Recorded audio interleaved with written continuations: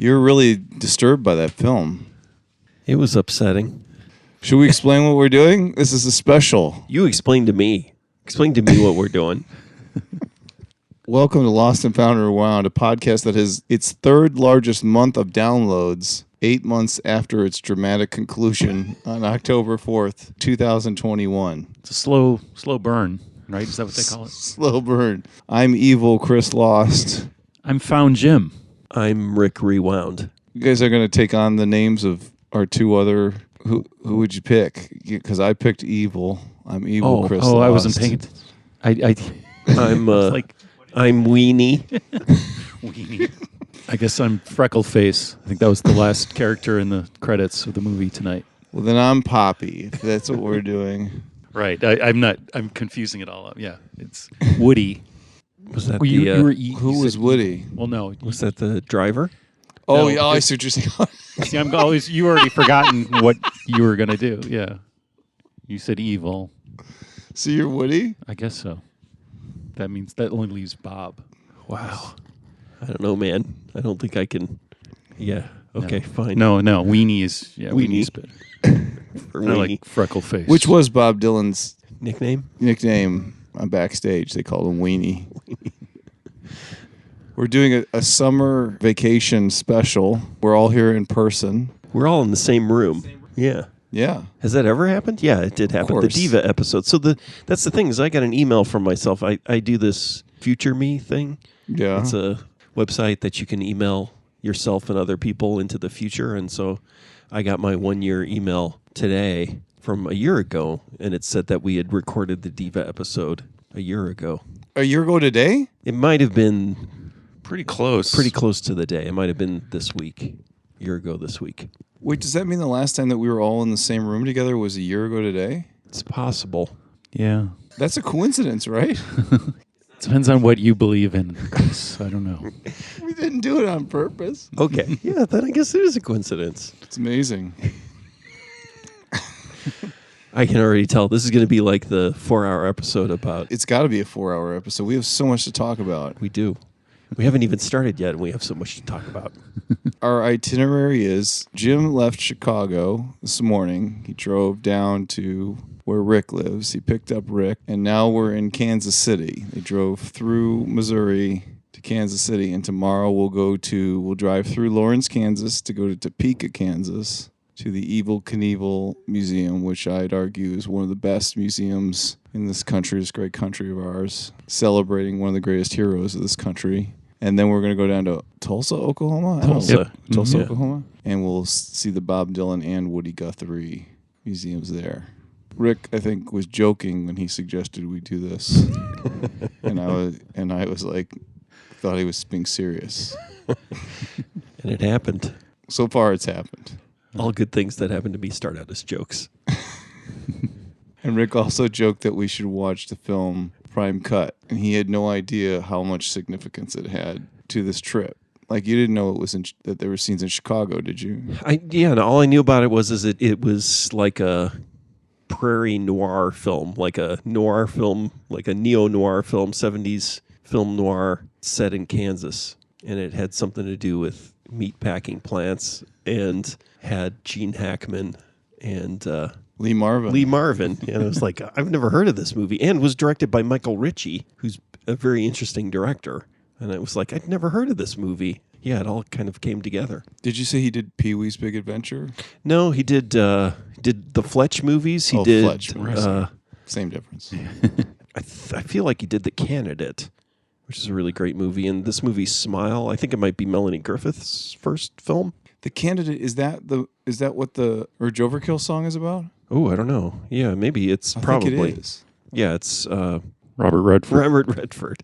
Semi-Tough, right? That's a Burt Reynolds movie, right? Bad News Bears. How could I forget Excellent, Bad News of Bears? Course. It's a great film. Smile, yeah, which is about beauty pageants. The Candidate, yeah. So Prime Cut was right before The Candidate. Downhill Racer. That's familiar. Yeah. Is that Downhill Racer, Robert Redford. Yeah, Robert Redford also. So The Candidate is with Robert Redford. So yeah, later on, doing some good and some crappy movies. Divine Madness, Fletch, The Golden Child. We mentioned Fletch Lives, of course. The positively true adventures of the alleged Texas cheerleader murdering mom. Cops and Robertsons. It's a hell of a career. He sounds Yeah. like a director for hire, though. The Island with Michael Caine. Yeah, so Michael Ritchie, it was just when I heard it, like, Michael Ritchie directed it, and it took place in Kansas City, and I was like, I've never heard of this. Lee Marvin and Gene Hackman. This is like, why have I never heard of this movie? Sissy Spacek.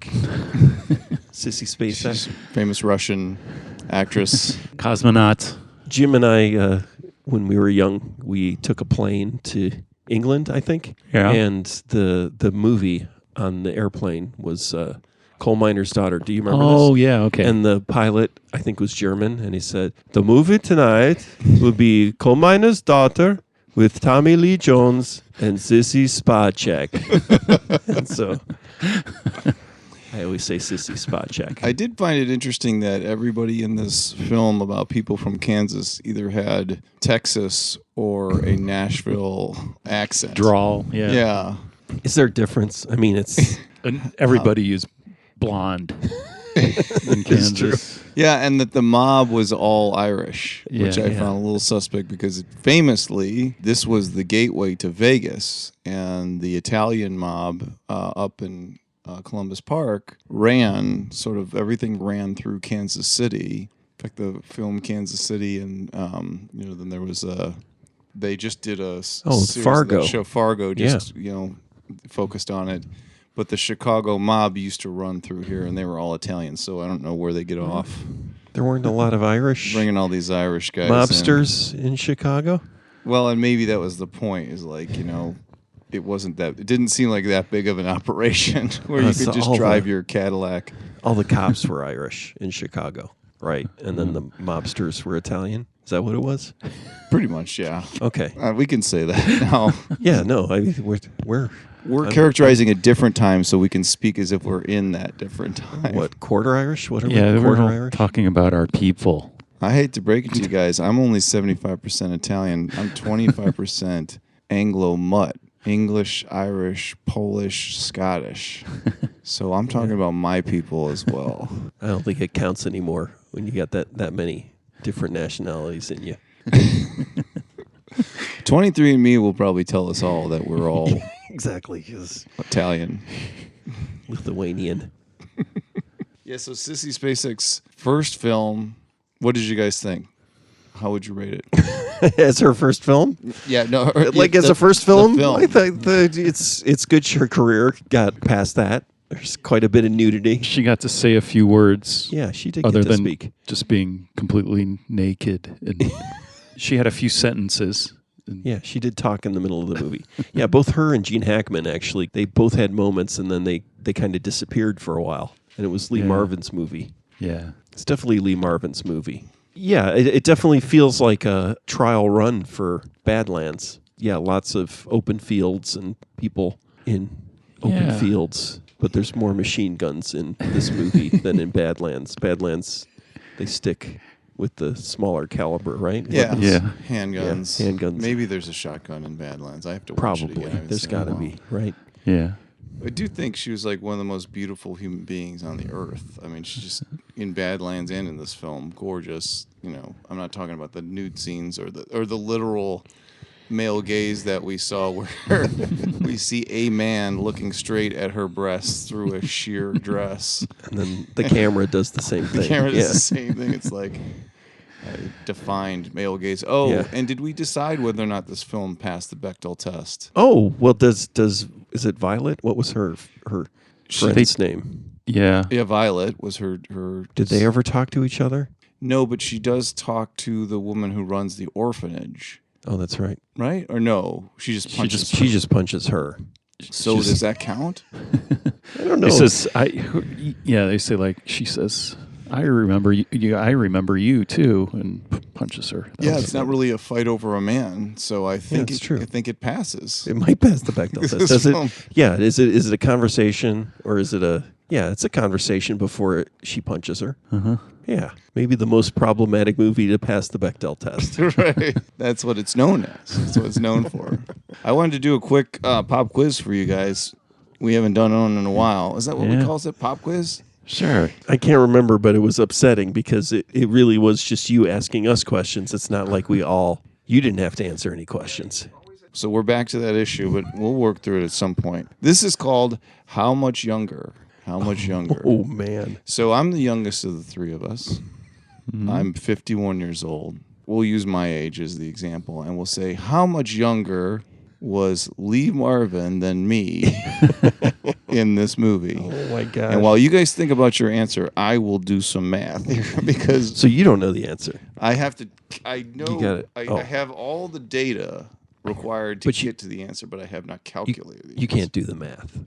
Got it. Well, I can do the math. I'm just doing it right now. All right, Lee Marvin. How much younger than me right now, I'm 51 years old, was Lee Marvin in this film? This is Okay, so I'm thinking So you're saying he was younger. Or are you saying He absolutely the question was- he definitely was? I know that I've pulled some doozies on you guys. I got you in the Prince episode. Everybody knows that. But this is no trick. Okay. He really was younger than me for this film. So he's in the motorcycle movie. I just remembered, like I just watched something about The wild one? the wild one, and it was about method acting, I think, and just realizing, oh, Lee Marvin's in this. That must be one of his first movies. So that's in the 1950s. Yeah. So he's like Marlon Brando Wait, age. he's in the Wild Ones with Marlon Brando? Yeah, he's the other Oh. biker gang guy, I believe, isn't he? Yeah. Yeah, he's like the Who's I think is based on Sonny Barger, or the guy who started the Hells The Hells Angels. Angels, yeah. I think he's loosely based on his character. He was kind of wacky, crazy guy. I'm going to say 10 years younger. Wrong. Yeah, I'm gonna say, God, it's so hard. Yeah, I'm gonna say like 4, It was 3. 3. 3 years younger than me in this film. Unbelievable. That is He amazing. looks like a grandpa to Yeah. me. I think I talked to one of my kids about this. I said smoking and drinking. I mean, it's Yeah. basically smoking and drinking because that's like kind of a meme now. It's like, this is what people look like. Does it make your head grow like that? You had a Make your huge head larger. in this film. And there's somebody who makes an argument that it's just clothing and things like that to put you off. But it's like, no, it's also everybody smoked and drank. Like, yeah, I was watching a it was because we were talking about, I was watching a Humphrey Bogart movie. We were talking about Humphrey Bogart, and it was like, oh, he's 10 years younger than me in this movie, and he looks like he's about to die. Maybe I just don't realize how old I look too. Like I'm Right. just trying to be like, and I I'm think that is part of it. It's like totally psychological. You're just blind, looking in To the mirror. how old you just- look, Yeah. man. But Dude. even looking at you two, which actually you two look younger than me, but like looking at you two, you look a hell of a lot younger than him. But he's 48 years old. in Yeah, this no, film. no, Wow. no. I think it's true. And if you think about it, if you started smoking when you were like 12 and started drinking when you were 14, and you didn't stop, It's definitely that, drinking and smoking, but also like maybe like having kids earlier too. People got married, and it's not just movie stars. That's the thing. It's like just people. Like a picture of my grandpa in the backyard, and he's probably like 40, and he looks like he's Yeah. 80. Yeah, especially that not movie stars, but yeah, they had harder lives. A lot of them, especially our grandparents and things. And you grew up faster. You're drinking and smoking and had kids by your time you were 20 or that picture of our dad with his parents, and he's like a foot taller than them. It's not like he's adopted or anything, and he looks like them, but it's like, oh, they grew up in the early 1900s and probably barely ate, and they're like, their growth was stunted, and he's like 6 foot, and it's because he just lived in a healthier time. My mother famously one time said, "Your grandfather never worked a day in his life." And my wife asked me, "What did your grandfather do for a living?" I'm like, he was a truck driver his whole life. He was a teamster. And my mom's characterization of that is like one of those lazy ass teamsters. And he like drove a gas truck. And several times it caught on fire. He had to pull over and put his gas truck out. Yeah. So that's just a walk in the park. Hard living, hard lives. Yeah, that's an easy life, is driving a gas truck that's constantly on fire. Right. All right, here's the big one. How much younger? Sorry, I should say, this is our new segment, How Much Younger? Oh, that's what I should have called it. Yeah. Forget the pop quiz, folks. This is our new segment.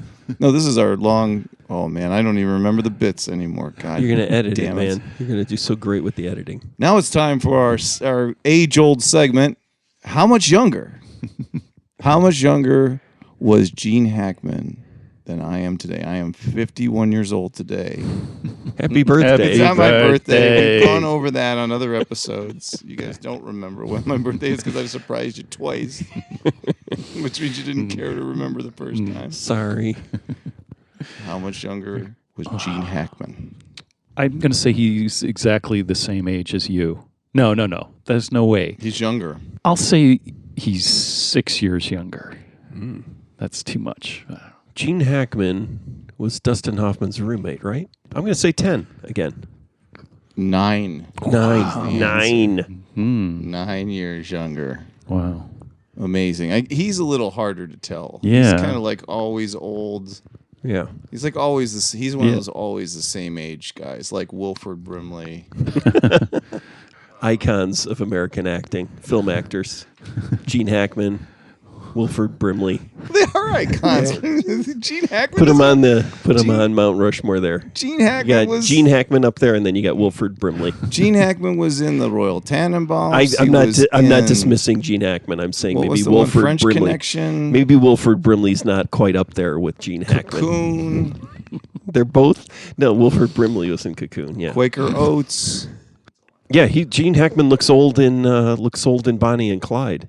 Yeah. He does. Same age. Yeah. Looks pretty much the same age. Last person for our game today, and it's a 2-part question. Oh my gosh. How much younger?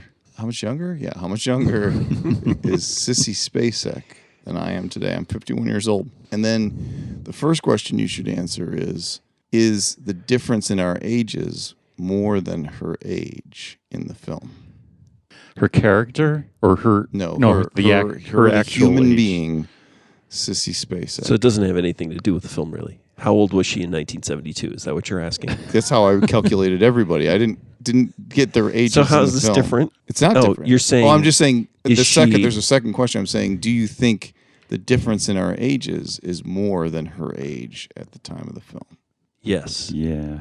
That's correct. I'm going to say she's 30 years younger. Incorrect, but close. So I'll just go 29. 28. So she was what, 23? She was 23 years old. Okay. At the time of That's the okay film. then. I don't feel so bad. Yeah, because I thought she was like 13, and I'm like, Yeah. this is not right. Not appropriate. Peck and paw level filming. So yeah, a couple of things I noticed about the film. Those guys had big ties. Sure. 1972, man. Yeah. They had Trump-like ties. These guys, these big fat ties. But then a lot of just his henchmen had the big ties. Yeah, it's almost like Lee Marvin was against the wide tie. He's like, I'm not going there. I'll wear the white shoes. Yeah. I'll With wear the black socks. With black socks. I'll do that, but Yeah. I'm not wearing the wide tie. He knew it wasn't going to age well. Yeah. Yeah. It's a fad. Now for our famous segment, Pop Quiz. How many times did Gene Hackman stop his henchmen from shooting Lee Marvin? Like say, don't shoot him now. That old sort of trope that probably wasn't that old back when this film came out. Like, don't kill him now. We'll kill him. This Just isn't wait. the moment. Like And at the the- fair when they're, or just Well, through that the whole doesn't- movie. Yeah, it makes sense because he like at the fair, then he does want him to. Oh no, it kind of It things doesn't get out of count- hand. It doesn't count when they can't shoot him because he's standing with kids. That doesn't count. Right. I'm saying where Gene Hackman grabs a gun out of somebody's hands and says, Says, don't shoot him. don't now." shoot him. So this is a solid fact. You were keeping track. I started counting, Wow. accurately counted the number of times. 6. Too high. Rick? 3, 2. 2, Twice Oh. he stops him, takes a gun out Okay. of somebody's hands. This film resonated a lot with me because of the locations. Like clearly, the Lawrence, Kansas high school band was in it. The Lawrence Lions was in the film. I believe. Although it's entirely possible there's another Lions closer to in No, really- on their badge, said their, Lawrence said Lions. Lawrence. their shoulder. And it Oh, was I their saw it. logo. Okay. Said Because I looked it up. Yeah, it's 'Cause- definitely the Lawrence Lions. And I think it was filmed at the fairgrounds off of Haskell, where the county fairgrounds are, out where James Garholtz and William used to live. So like the people who inspired the studio, they lived like literally 2 blocks from the location of where that was shot. And have you said on tape William S. Burroughs is who you're Sorry, talking about. William S. Burroughs is what I'm talking about. Who used to live in Lawrence, Kansas. Oh, and then the plot summary of this film, I thought was just Heart of Darkness, right? Isn't that what they did? This is just a Heart of Darkness movie. That's not the hero's journey. That's different. So is there a name for that kind of thing? It's somebody going into the belly of the beast or trying to, yeah, Heart of Darkness, sure. It's probably like Greek mythology, something Got to like. get our Joseph Campbell out. But yeah, the hero's journey is it's a reluctant hero, young. This is different. person This with is a wise old man teaches him all the shit, and he goes and kicks ass. Yeah. This was Hunting someone down. Yeah, they go get a guy who's pretty much in retirement. Revenge. Well, it's a revenge killing. Yeah, they tell him you got to do one last gig. He's been turning all of our guys to sausage. And then he meets with them kind of like when, there's that meeting between, is it Colonel Kurtz and what's his Martin Sheen and Sissy Spacek is in Apocalypse Now. Is she? she could be, right? Like sitting there in the room with the French. It's those French plantation scenes that were cut. I bet she's in those. Forgot about that. Well, Han Solo's in Apocalypse Now, right? That's right. Mm-hmm. The actor we like to call Han Solo. He doesn't care. He wouldn't mind. He just counts the money. Yeah, and also the pig, right? There's a pig in Apocalypse Now. I'm going from Heart to Darkness, which is a story, to Apocalypse Now. It's much larger than a pig. That's a water buffalo. Oh, yeah, that's right. But slaughtering an animal. Slaughterhouse. This opens with the slaughtering. Because the moral of this film is there is a difference between a beast and a man. Yeah, and that's weird because I guess what happens is that Lee Marvin, he probably was a horrible person outside of this film, right? Killed hundreds of people, I'm assuming, is somehow a good person in this movie because he saves Sissy Spacek. And orphans, what do they call that? Where do they keep the orphans? Orphanage. An orphanage full of orphans? It's not an orphanage. It's what do they call that now? Sex trafficking operation. A pizza place. Yes, Pizzagate kind of situation. And and he spares, well, I don't know if he spares Gene Hackman's life. He just doesn't shoot him with a machine gun at point blank range. I think he lets him bleed out. I thought the fitting, but I guess he couldn't I thought he would sick the pig on him, but then that would be a beastly-like act. Yeah. So his mercy shows that even he can even show mercy to the most evil of people. But it isn't mercy. It's almost not torture, but it's like Gene Hackman he's like, kill me or finish me off. You do it for an animal or something. And so he's like kind of going to let him suffer. He's not being merciful by letting him live. He's prolonging his death, his agony, because he doesn't like him. And what's the quote to take this full circle from Runaway Train? You're an animal. And then John Voight says, no, worse, human. So that might be the message in this film too, right? Yeah. I would shoot an animal in the head out of mercy, but you're worse than a beast. You're a human. Yeah. Yeah. Another statistical pop quiz for you guys. What is the number one listened to episode of this podcast? I think it is Runaway Train. Yep, Runaway Really? Train. Yeah. The first one? Was that the first episode? It's the second. Second, or Wicker Man was the Wicker first. Man was one. And how about what's the second most listened to episode? They're similar. And there's a running theme through the podcast. It's a common topic. Mystery Train? Correct. We did an episode of Mystery Train? We did with David Keith, Dave Keith. Don't you remember? I don't. Do you remember us talking about Soul Asylum and all the train songs? Yes, I remember the Soul Asylum stuff. And I remember having the guest. So that's what we watched. 3 years ago. Was it? Probably. No, 2. I mean, we've been doing this for 4 years. What? It's got to be, right? Because we did this pre-global event. Toxic event. I think it's still only 3. If only there was like a map of a record of these episodes. Right, yeah. Either a historical record. Or like somewhere on a computer where there are audio files and you can look at the date on the audio files. Or even a picture where somebody used icons to depict when we recorded the episodes and when we aired them. All right. I've got one more thing and then we'll call it a night since you guys had a long day. I had a tangent I wanted to go on, and actually the candidate is kind of a nice intro to that tangent because it has to do with Steve Albini, who I believe recorded Supersonic Storybook. that's asking me trivia about somebody else's band. I barely know.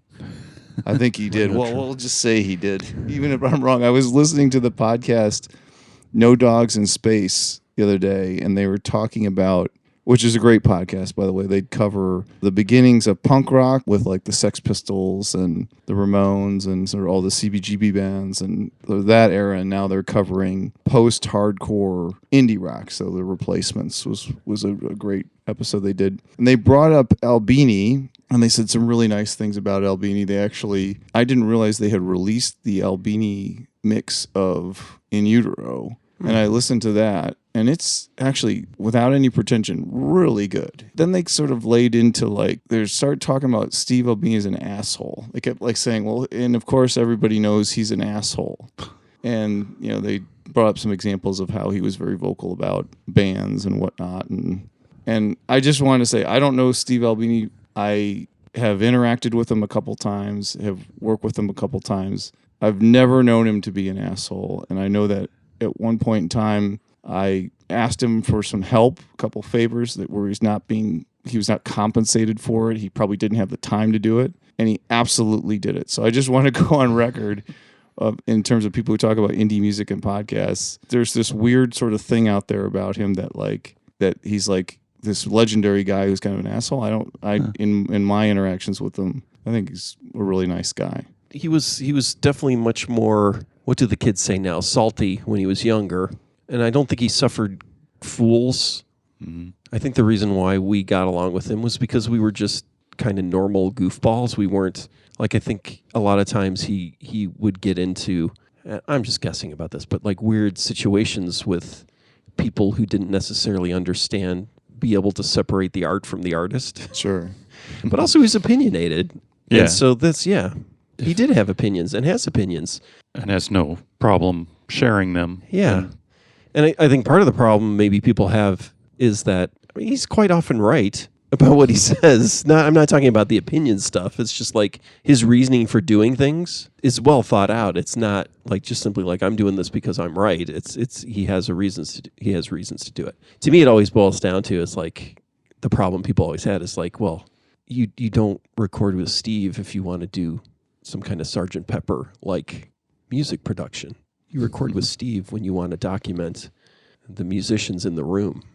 And so that to me and that's where like the Nirvana's problem came in, right? Where it's like the conflict between what was the band's motivation about documenting themselves and getting that sound, and then what the record label's idea of what should be done. And so Steve had no problem, like other producers or engineers acted in a role to sort of as a mediator between band and label, or A&R or whatever. Steve didn't believe in that. It's like you hire him to document the band and do what the band wants.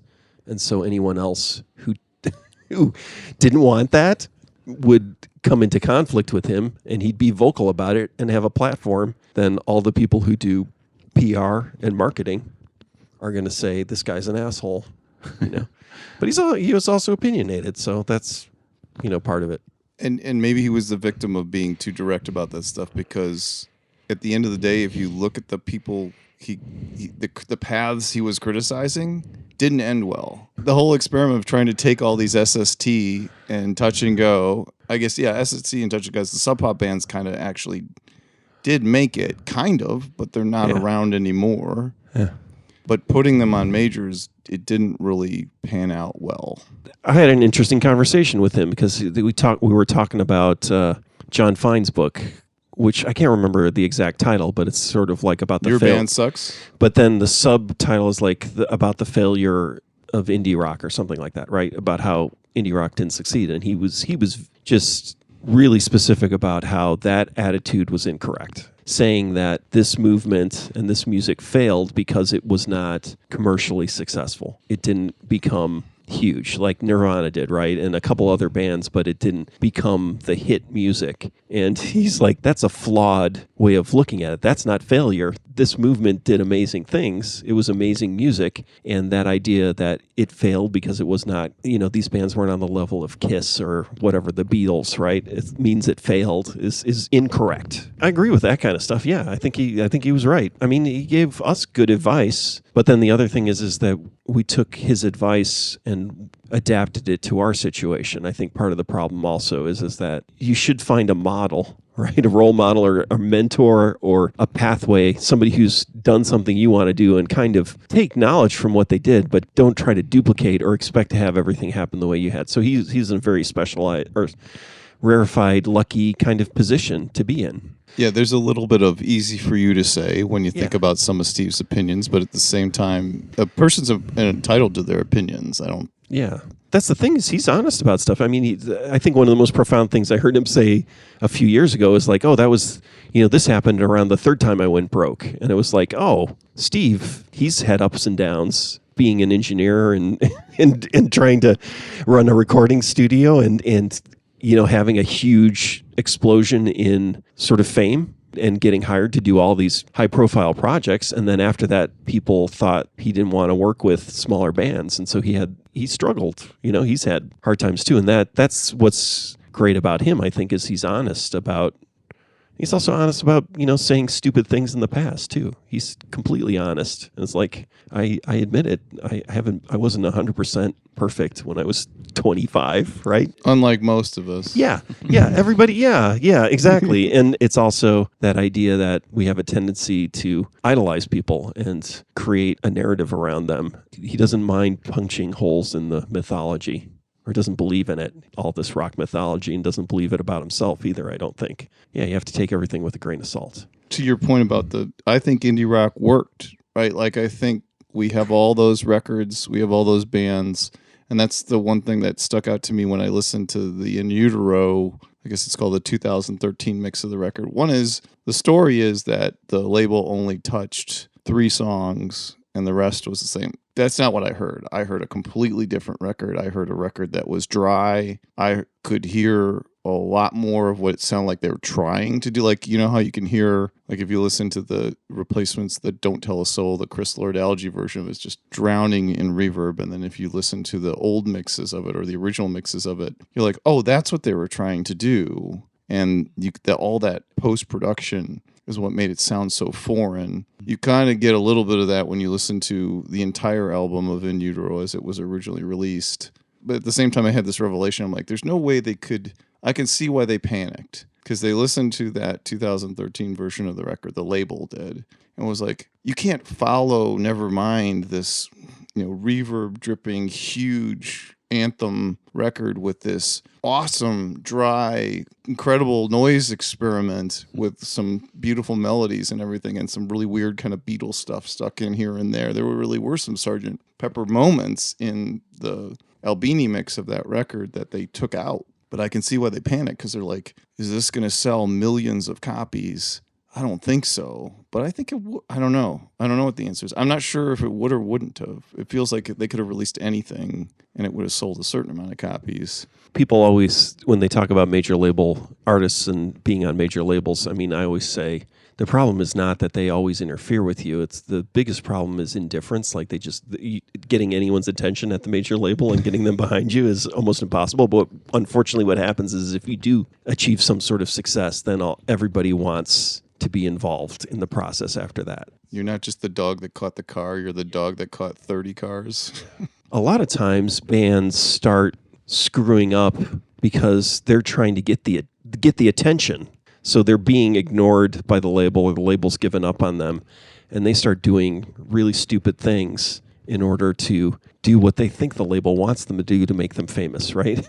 It's like, you don't have hits. Yeah, I talked to somebody, it's like, well, they're telling us we're not writing hits. And I was just like, well, I don't know maybe you could write a hit, but you're just going to go crazy. You should probably just finish the record and get it over with. I just don't believe that you can just magically write a hit. I don't think you're going to be better off trying harder to make them happy. I think they're just saying they don't care about your band in a polite way. Well, we don't hear a hit. You know, it doesn't sound polite, but it's kind of a way of making it your responsibility for them doing nothing and not taking a chance and not believing in you. There is a freedom in people not caring about your band. And Exactly. oddly enough, like years later after we've released a couple records, they're starting to get reviewed now. We just read a review the other day that I'd never read before, and it's insane. I mean, it is. The nice thing is the person really listened to the record. The bad thing is the person really hated the record and went after it. It was actually exciting because they actually listened to the whole thing. Usually it's just somebody just casually listens to it and like, it's trash, I don't like it. Or indifference is the worst, like you say, is the worst insult. But like this was kind of cool because it was like they really listened to it and it really affected them in a very negative way. And I think the quote was like, this band sucks the life out of everybody who listens to this record. I was like, wow, this is awesome. Then I could feel it sort of influencing me, like, oh, well, maybe we should write a record that, and I started coming up with this list of things that maybe I should check these boxes. I was like, yeah, I will never make money off of music, and my music could suck. I mean, I don't know. I love it, right? Like, I don't want to know if it sucks. I'd almost prefer now. I was like, well, then why am I even putting it out? Because if at the risk of there being 1,000 people telling me things about it, and then that somehow affects what I do to make it, that's going to make it really unfun. And I think part of what was cool about the indie scene was there were a lot of people who liked music that came out on SST and Touch and Go and Homestead, but it seemed like a really positive thing, and it didn't seem to influence what the output was. The labels didn't seem twin tone. The labels didn't seem to want to have a lot of say in what the bands wrote or did, for good and for bad. To your point, I think that's successful. Like that was an era of music that accomplished that. At least it got music out to not a massive amount of people, but almost all the people who wanted to hear it, and it didn't really bastardize the artists. Yeah, but that's over now. It's over. Yeah, yeah. It's complete. Yeah. So yeah, it was kind of the end of music as being the messenger of a culture or a subculture, right? Music is still an important part of people's lives and identity, but I don't think it's the main pathway for them to communicate with their peers or identify themselves. That might be changing, though. I don't know. If you look at our kids, music seems more important to them than it did the generations between us and them. I don't think they're necessarily listening to music by people their age, right? And music that's different. I find myself talking to young people, not just my children, about bands that are older than me. My son loves Pavement and the Velvet Underground. And that's great. And that's the way it is now. It's not bad. It's just different. Well, anyway, just wanted to say that I was listening to No Dogs in Space, and I heard a couple other podcasts, actually, and that was kind of the take on Albini, and I was like, well, I just want, as somebody who doesn't know him or whatever, doesn't know him that well, I've never experienced this archetype or that they've put on him. Yeah, he's the godfather of all my children, too. So. I can't say a bad word about him. Go off. Give him his due. Jim, go ahead. Well, I hadn't seen him for years. We just recorded with him again a few years ago, and he's a very cool, just a guy. Yeah. Smart guy. Wonderful. Yeah. Pretty intimidating meeting him 30 years ago or 35 years ago, whatever it was. And he was very, very nice then, even when we were scared of him because of his reputation. And the thing is I think he was, I mean, obviously he was in a couple of antagonistic bands. Yeah. And the problem is, and this is a problem, like Ian had with Minor Threat and the Slam Dancers and then Fugazi. It's just like coming out of this scene and then a bunch of stupid guys get really intense and violent and then misinterpret the music, and then they can be intense and violent towards these nerdy guys who are just playing music too, where it's like there's not to forgive him for any jerky things, but it's just like, yeah, it was a weird toxic masculine kind of atmosphere. Early 80s indie rock, punk rock, some of it punk rock more, or like that hardcore, post-hardcore scene was pretty intense. Yeah, all of it was. All of it. I mean, Yeah. It's not just some of it, all of it was. I also wanted to congratulate him on his second World Series of Poker win, which is amazing. Yeah. And I was going to do the math and I forgot to. I know I staked him for one of those poker tournaments, and I'm trying. I might have staked him for the first time he won. I have to go back and check out the dates, but I had owed him for a project that involved the two of you. And they called me, Electrical Audio called me and said, hey, we could really use that payment right now. And if you bring it down to the studio right now, you can meet Steve. And I was like, oh, yeah? Why? And they're like, because he's going to a poker tournament and could really use that money. So I ran down there. I got to shake his hand. He was actually shooting something for Reverb I think Chicago. Oh, Reverb is the Music Chicago, Exchange's website. Yeah. So I think he was doing something for them, but I got to meet him, talk to him for about 2 minutes. And then I'm like, do you mind if I look around? Because obviously I love Electrical Audio and I wanted to learn more about it. I've watched videos about it. And they're like, yeah, you brought that money down. Have at it. You can go. So one guy gave me a tour, showed me all the microphone drawers and all the Coles that he had, and then they're like, "Well, enjoy yourself." And I'm like, "Oh, I'm unattended." So I was unattended in Electrical Audio for a good 20 minutes. Made a record. Yeah, I just started. I was like, "Okay," got out a stand, get some cables. No, it was really, really cool and really fun. Well, anyway. It was an awkward tangent, but I was just listening to this podcast the other day, and I was like, I just want to put something positive out there about him, and not that there isn't. There's tons of positive stuff out there about him, but there's always this asterisk, and I just wanted to sort of erase the asterisk. But I think it goes back to this Nirvana thing. So the thing is Nirvana, right? But the thing is that Nevermind is not the original production, right? It got remixed by Andy Wallace, very high-end remixer, was a very commercial product. And so you had this combination of... But didn't Butch Vig do Nevermind? Butch Vig engineered Nevermind. There are mixes that Butch Vig did. Whole record got redone or remixed by Andy Wallace. But was I thought, because even if I listen to Killdozer records, they're pretty polished. Yeah, but not in the same way. So, and a lot of post Nevermind, kind of Butch Vig stuff is definitely owes as much to, I would say, Andy Wallace as to early Butch Vig. The Andy Wallace thing took it up to that commercial level. That's a contradiction where it's like you've got this indie band, but they become super famous, super successful, but there's also some compromise in that the record did not sound like what they thought their record should sound like, and why they hired Butch Vig to make it. Yeah, wanted it to sound like a Killdozer record. Yeah, I guess I was under the impression that Butch Vig is a very polished engineer, and that when you take something as ugly as Killdozer and you shine it up like that, that's how you make that music palatable. Even my son loves Killdozer when he was a young kid, and I think slick production helped those records. Anyone in the know knows that there's something afoot. There's definitely. And if you know the way Andy Wallace remixed, it's all about replacing drums and everything. It's a very polished record.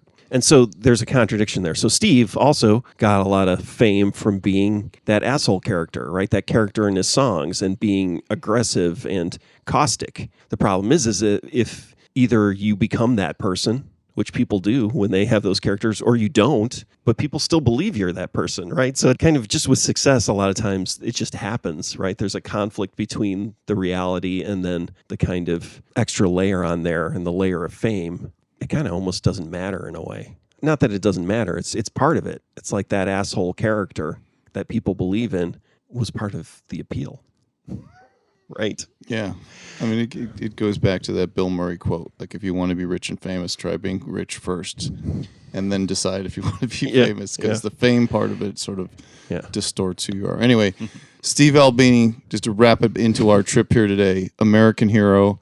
We've got 3 more American heroes that we'll be talking about over the course of this weekend. The next time you hear us, we'll be on the road.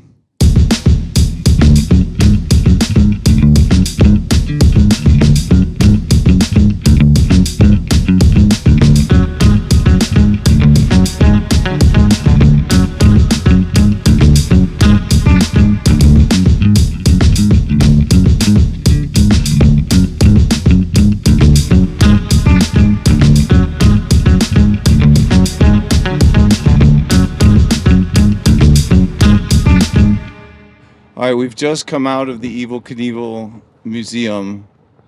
I'm now driving very dangerously. Because of just the inspiration. Yeah. You've been inspired. Right. It has nothing to do with this microphone that I've wired to my face in order to try and podcast and drive at the same time. If you had a mic inside your helmet, it would have been better if you had thought ahead. Like HR. Remember when HR went on tour with Bad Brains and just would put a mic inside a motorcycle helmet? I don't remember that. That's Oh yeah, that genius. was part of his meltdown. Was he refused to be a part of the band the way he used to? So he just had a mic and a motorcycle helmet, and he would sing that way. Wow. That would get sweaty. Yeah. Yeah. What were your thoughts, Jim? What were your thoughts coming out of the Evel Knievel Museum? What had an impact on you? Oh, I don't know. It's an excellent museum. It's in Topeka. Did you say that? No, I didn't. It's in Topeka. It's a must visit if you're in the area. There's lots of good kind of high-tech interactive screens. They're getting touch screens, and it's really well done. But it sounds like they're moving, though. They're moving to Vegas. Which makes total sense. You drove 650 miles to go to this museum. Do you feel it's worth that? 650 miles is maybe a bit much to go, but... Can I just interrupt for a second? Was that a Starsky and Hutch car that almost... It did look exactly like a Starsky and Hutch car that drove onto the oncoming lane.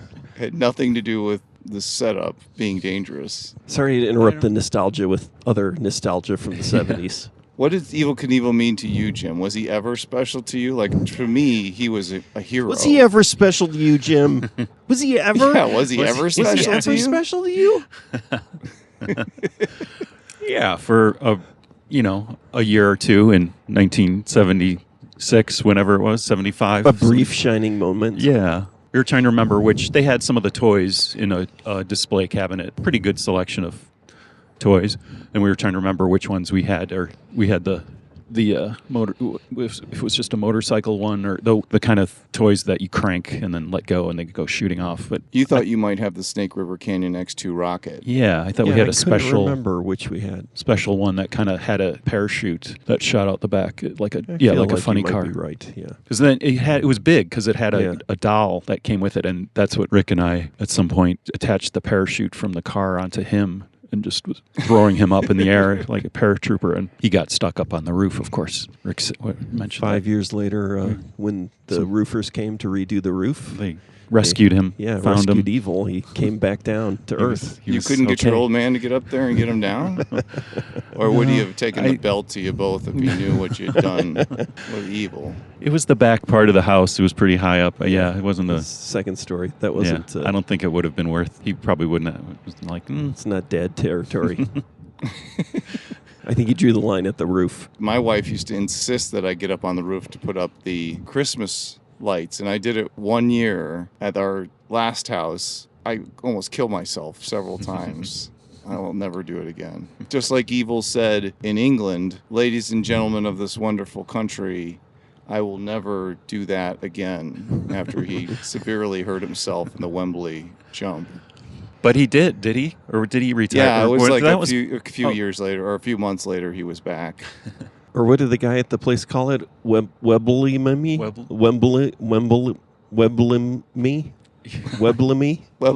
Weblemy, I think. Yeah. The thing I don't understand is, like, NFL football players, they hurt themselves, and it takes them like 18 months at least to come back from a severe injury. Evel Knievel, he was like back in 5 months after Caesar's Palace. They had a great chart at the museum of all his jumps and the dates and which motorcycles he was using and if he crashed or succeeded. And some of them were pretty close together. It's like crash, and then he's back again, crash. It wasn't too many crashes. Was it 19 crashes and like 160 something jumps? 68 jumps and 19 crashes. Yeah, He did great. It's a successful career. Rick, did Evel mean anything to you as a child, or did you just like the toy? I feel like he was one of the first kind of superstars that at least I was aware of as a kid. You know, I'm trying to think of someone else who was just like universally famous among kids. That was a real person, yeah. Yeah, that was a real person, right? Exactly. It wasn't a character. I think that was the big thing, was like everybody knew who he was. You could talk to anybody about Evel Knievel. He wasn't like a rock star. Yeah, it's an unusual thing. It was like... Is Johnny Knoxville the Evel Knievel of today? I don't know who that is. There's a TV show called Jackass. I've never heard of it. Their theme song was by a band called Minutemen. I love the Minutemen. they made the Minutemen a lot of money. That I like, but I've never heard of the show or the person. Just like Outkast made your buddy a lot of money.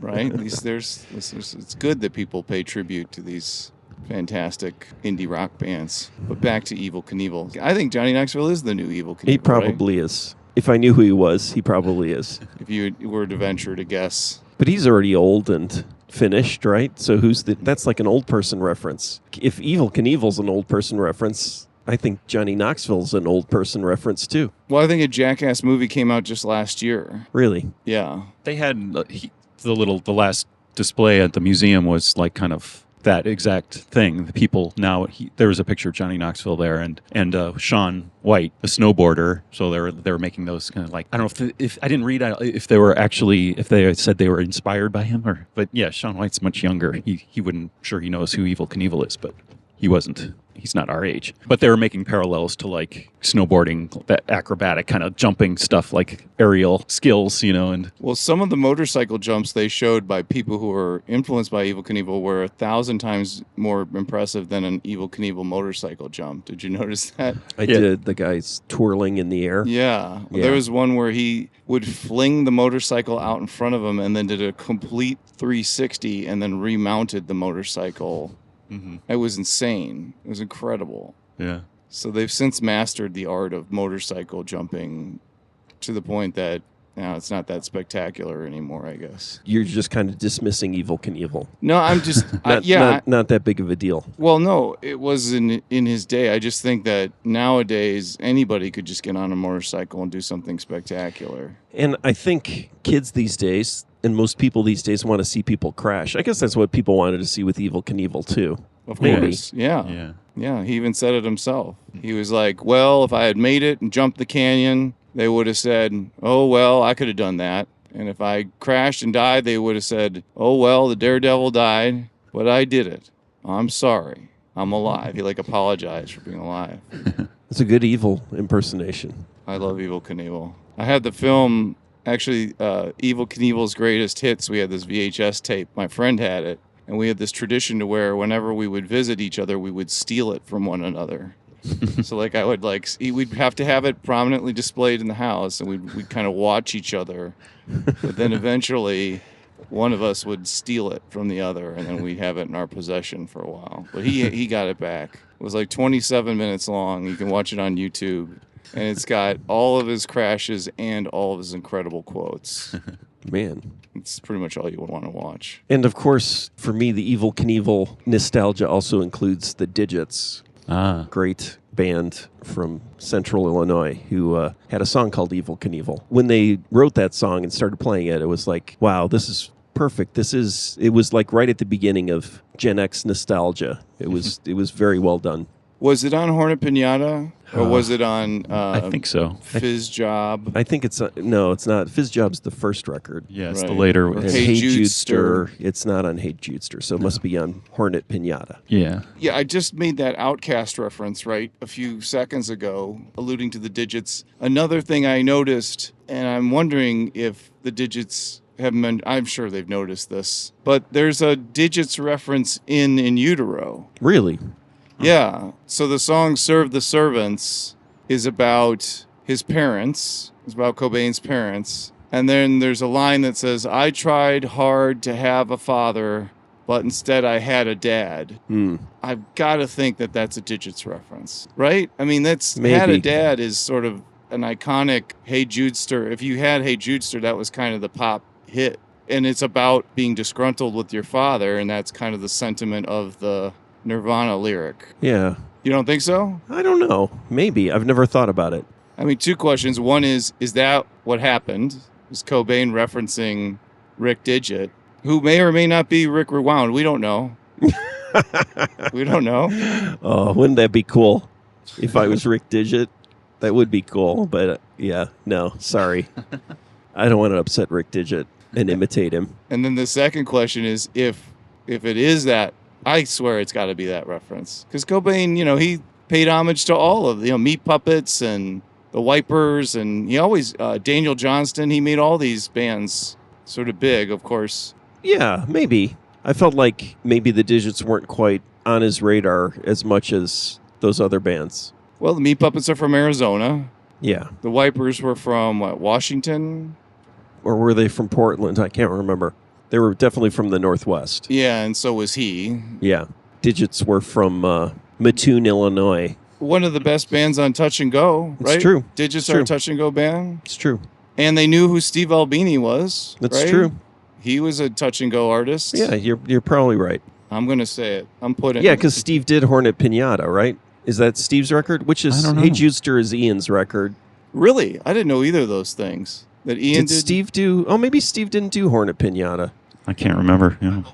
He did One Dead Hippie, which is my favorite Oh, yeah, Albini production. When I think he got his studio set up in his house, and then the first band he recorded was the Digits. So it's completely out of control. It sounds amazing, but I Yeah. don't think it's what anyone wanted it to sound like. But I'm like, this is the best sounding record I've ever heard in my life. I have to go back and listen to it. Yeah. Was it a single? Yeah. Yeah, it's a single, and it's got Doug, rest in peace, Doug paying tribute to the Love Sexy cover. I can't remember what the B-side is. It's something about a cop or something. Oh, yeah, Was it- Hey, Mr. Policeman. Oh, Mr. Policeman, yeah. Which I think is on, I think that might be on Hornet Pinata. That's on an album, too, I think. Maybe not.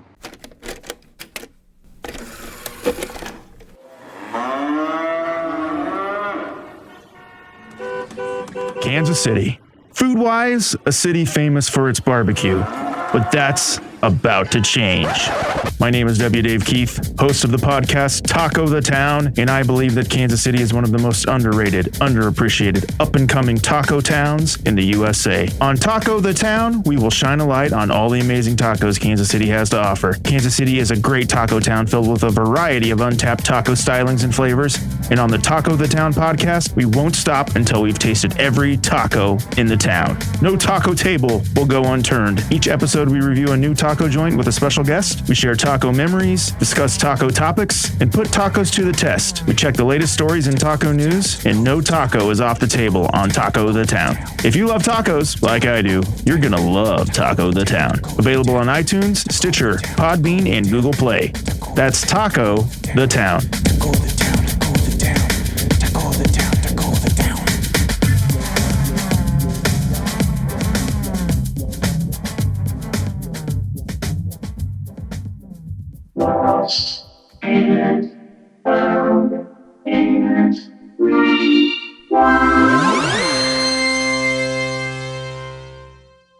I've got a question you guys could probably solve. Who was the Lee Harvey Oswald band? Is that a Champagne Yeah, band, and is Rick in that band, or are Yeah. we not allowed to say that? he is. Brad, I think, played drums from the Digits. And then it was another guy. He was just this scenester. A singer. Yeah, who had songs and was, I think he was originally from, or went to Athens, Ohio, I can't remember, and then was, and just had songs, and they formed this band. Oh, yeah, and then Dave, who was the graphic designer for the Digits, was the bass player. So they were a secret thing, though, right? Like when Kind they of, came yeah. out, I couldn't figure out who they were, but I could kind of tell from the style of the music. Yeah, and there's a song like Rick Digits sings, they do a cover, and he sings the cover. Well, there was that EP, and then they put out a full length after that, Yeah. and they're both spectacular. Yeah. So we are accumulating American heroes on this journey. In fact, we could call this the American Hero Special. We've got so far Steve Albini, Evel Knievel, and Rick Digit. Are we all in agreement that these are the three heroes so far that we've gathered? So far, sure. And that's what I'm going to order when we stop at Waffle House, is the American Heroes special. Is it vegan? Is I that a don't know. vegan special? Yeah, that's what I'm going to ask. Is the American Heroes special vegan? Please, Mr. Waffle House owner. Please, sir, would you please exit the building? We'll wrap this up because it's probably not very safe. Although Rick's doing a great job staying calm as we do this. I'm like eagle-eyed here just watching the road. Rick is watching the road, so I don't have to. Yeah. The next time you'll hear from us, we'll have visited the museum of, is it Robert? Yeah, Robert Zimmerman.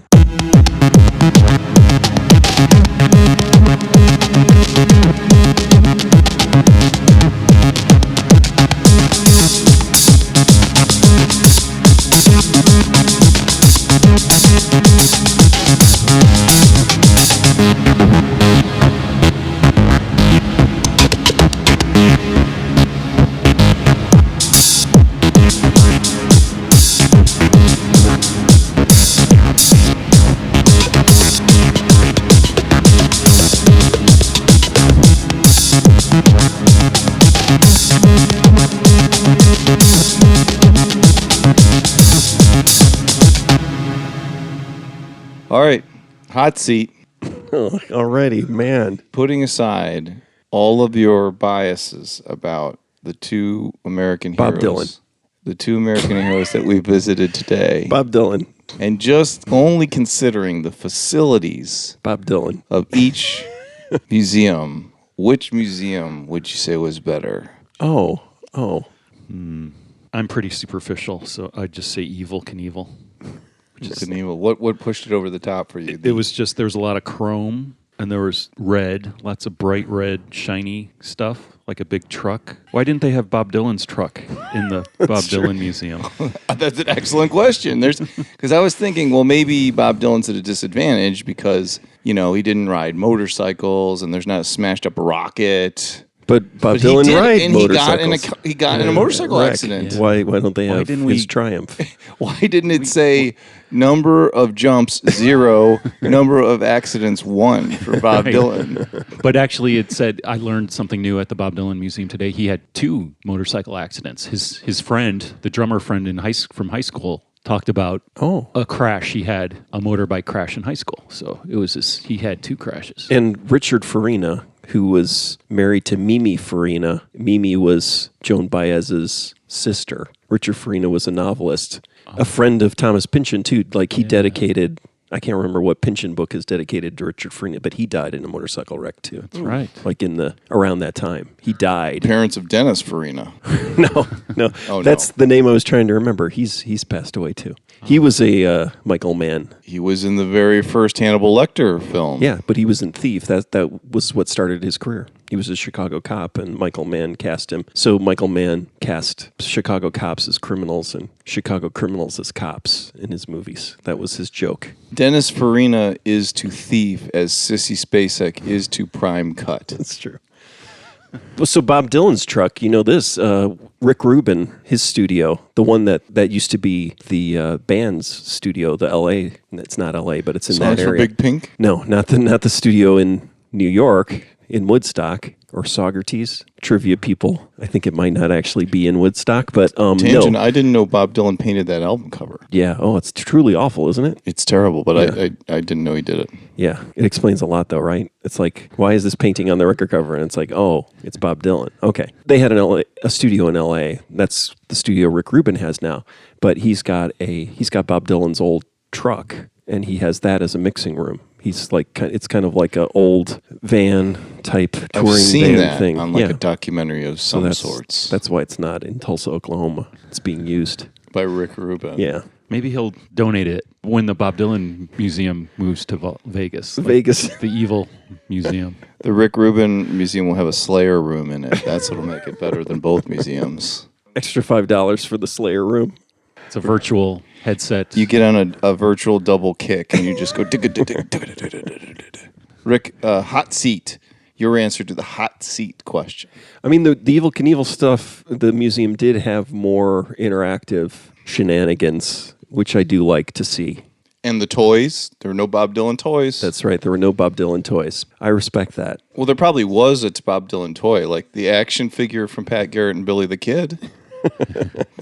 Peck and Paw's Pat The Garrett. Peck and Paw series. The Bob Dylan was a little more serious, but I did like that it was audio based, like you listened to stuff on your little iPod, just like a young Bob Dylan did in Hibbing, Minnesota, dreaming of New York City. I'll just say this now. I've never been the biggest Bob Dylan fan. My friend Kevin Schmidt got me into Bob Dylan, some Bob Dylan. Last year, I listened to every Bob Dylan record in succession just to cover them all, and that was a fascinating listen. And I grew to respect him more. Like he's obviously done some great stuff. This is very similar to the way you talk about Spielberg, by the way, but go on. Yeah, actually, it is sort of a Spielberg-esque respect for Bob Dylan. Your point is basically that when it comes down to it, Evel Knievel is a more important person in the 20th century than Bob Dylan. I've said this as a review of the Evel Knievel Museum. There are worse museums for better people in this world. And I think Bob Dylan's one of them. I do think Bob Dylan had more impact and influence than Evel Knievel, but I do love that they did such an incredible job for Evel Knievel. And so for me, it's similar. I took a journey maybe 10 years ago down to Austin, and on the way I stopped in Bentonville. And so I went to see the Walmart Museum, which recreates one of the first Walmart stores. And then it's got Sam's office. And then it had an interactive thing showing Walmart's covering the planet. It was really well done and had tons of boxes of different products that were sold in Walmart. So it had that similar thing to the case with the Evel Knievel toys. In the same town, I think it's Alice Walton, one of the heirs, has built an amazing museum called Crystal Bridges, which is of American art. Like the whole 400 years of American art, right? So from colonial artwork and pre-colonial artwork to modern American art. It's an amazing museum, but it's two different things, right? Two different experiences. So to me, it's like that with Evel Knievel. It's like you got your kind of Walmart kitschy culture experience, and then you got your important experience all in one day. Absolutely. My only point is I think they did the best possible job they could do at making an Evel Knievel museum. There's probably more to see when it comes to Bob Dylan. Yeah. You know, there's no guitars, there were no outfits. You know, almost all of Evel's outfits were represented in that museum today. And so that's the thing is, I believe the Dylan, since it's the archives, so there was that whole other part of the building with stuff in it that you didn't see, you couldn't go into. And so I think that there's it's like the first floor is exhibitions about his life and then the songs, like highlighted some songs. But then I think the second floor is going to be rotating. They'll put up other things in that space. And well, the middle exhibit seemed to be a temporary exhibit. Yeah. It was a photo I got it right here. Jerry Schatzberg, photographer, filmmaker. Yeah. You seem to be very into Bob Dylan. Yeah. You're not like me. You've proclaimed to be not a lyrics guy. I'm not either. I don't listen to lyrics or think about lyrics very much, although I am the lyricist for most of the bands I'm in and half of the songs for the band I'm in now. I just like lyrics are a thing that you gotta get out of the way. They have to be thoughtful. Yeah. What about Bob Dylan for someone who isn't a lyric guy, but who is a lyricist? I mean, I do like his lyrics. I mean, I think that's part of it is that I probably only listened to lyrics when I was younger. You got your Bob Dylan, unfortunately, The Doors, Lou Reed. And then kind of after that, Neil Young kind of, but even Neil Young lyrically I'm not so interested in. It is musically. So I think he is important as a lyricist. Also, he can't sing. He's a great singer, but he's not a good singer. Or no, he's a great singer, but he's not a good singer, right? He's not a mechanically good singer. Yeah, which to me I like. It gives me hope, right? And Neil Young's the same way, and Lou Reed's the same way. Obviously, both of them were influenced by Bob Dylan, regardless of what they admit. But if you watch that film that we watched of him, where it starts out with the cartoon cutout kind of stuff. Oh, yeah. And then focused in on his skinny black jean clad legs and black shoes, and then pans up to him performing live. And I was blown away because you hear a banjo off stage and it's really him playing, really him singing. Yeah. And if you just watch the nuances of him singing that song, and again, I've always held the opinion, again, not being very into Bob Dylan, that he couldn't sing and it was hard to listen to and he wasn't impressive. But to watch him emote that performance and to watch how he contorts his face to hit certain notes or emphasize certain words or hit certain syllables, I realized, oh no, he's an outstanding singer with incredible technique. It doesn't come out sounding like Pavarotti, but like it is a weapon, like his voice is a weapon and he knows how to use it. Yeah, exactly. And that's what I like about it. And that reminds me too is when Biograph came out, which was kind of like the retrospective. How many years ago? It was in 1985, I think. Like, I've never been a Blonde on Blonde fan. It's like the version of Visions of Johanna and It's All Over Now, Baby Blue are the live him solo acoustic during the tour that he had gone electric and in London, right? The famous tour, but he did acoustic stuff. And both those songs are like what? They're like 7 or 8 minutes long. Full of lyrics. It's just him and a guitar. I think that really cemented it for me where it was just like, okay, this is, well, first off, that he remembered all the lyrics. Right. Yeah. That was impressing me today. He could just haul that off. I don't think he can do it now, but he could do it then and play and accompany himself. That to me, that was what sold me. And then, the rock stuff, Subterranean Homesick Blues, Positively 4th Street. I love that song. It's very mean. I think it influenced me early on, and then I decided I can't write mean songs, and it's a profoundly mean song. Whoever he's talking to, possibly Edie Sedgwick, actually, he's really mean. There was a line in that song where I was just describing him performing earlier. It was like, your children are too hungry to smile, or something like that. I was like, wow, Yeah. that's a great line. I took a picture of the playlist of that. It was like, what was it called? It's the Ballad of Hollis Brown. Yeah, that it was in the museum. There's a looping half-hour movie theater of all these kind of rare clips, and that's what you were talking about. Yeah, it's just him in a moodily lit, like TV, very professionally done, like TV, black and white. It's like it says it's 1963. You don't see any mics. That's when first I saw it. I was like, is this live? And he's definitely singing. And and there's another guy playing. He's not on camera, but he looks at him at one point. He looks off camera. He looks over. I think he's looking at the banjo player. Yeah, that's amazing. Again, it is not as long as those songs you were talking about, but it's the same thing. These lyrics, and he nails it completely. Or he does those folk songs. You can coast. He strums and then starts the next lines. He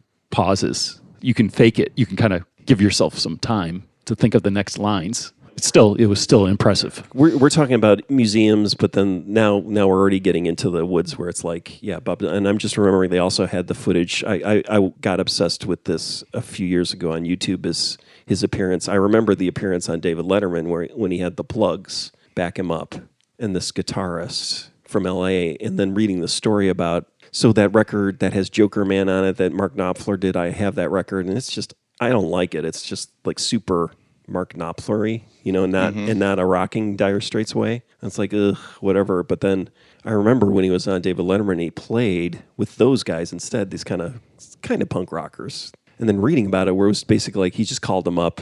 He was already living in Malibu, and they just practiced the songs a couple of times, and then went on David Letterman and played these songs. And in the middle of the song, I think it's Joker Man. I watched the video again today. It's on David Letterman, and there's also rehearsals. Like you can watch this on YouTube, them going through it beforehand. Somebody's put that up online. All amazing. In the middle of Joker Man, he decides, I'm going to play harmonica in the middle of this. And so he hands his guitar off to his roadie, and the band is vamping. And he goes and picks up a harmonica and starts playing it and realizes it's in the wrong key. And then he just walks over to the amp, finds another harmonica, and starts playing. And like in my mind, like if I was on David Letterman playing live, first off with a band that I had only practiced once or twice with, and then like he's just like, oh no, oh wait, oh it's the wrong harmonica. I would have, had a heart attack or died. And he's just, no, and let's just play. And a lot of what it sounds like is there's preparation when he wrote the songs, but a lot of the recordings and live performance, he's just kind of winging it. Like you hear outtakes on some of these songs. Subterranean Homesick Blues.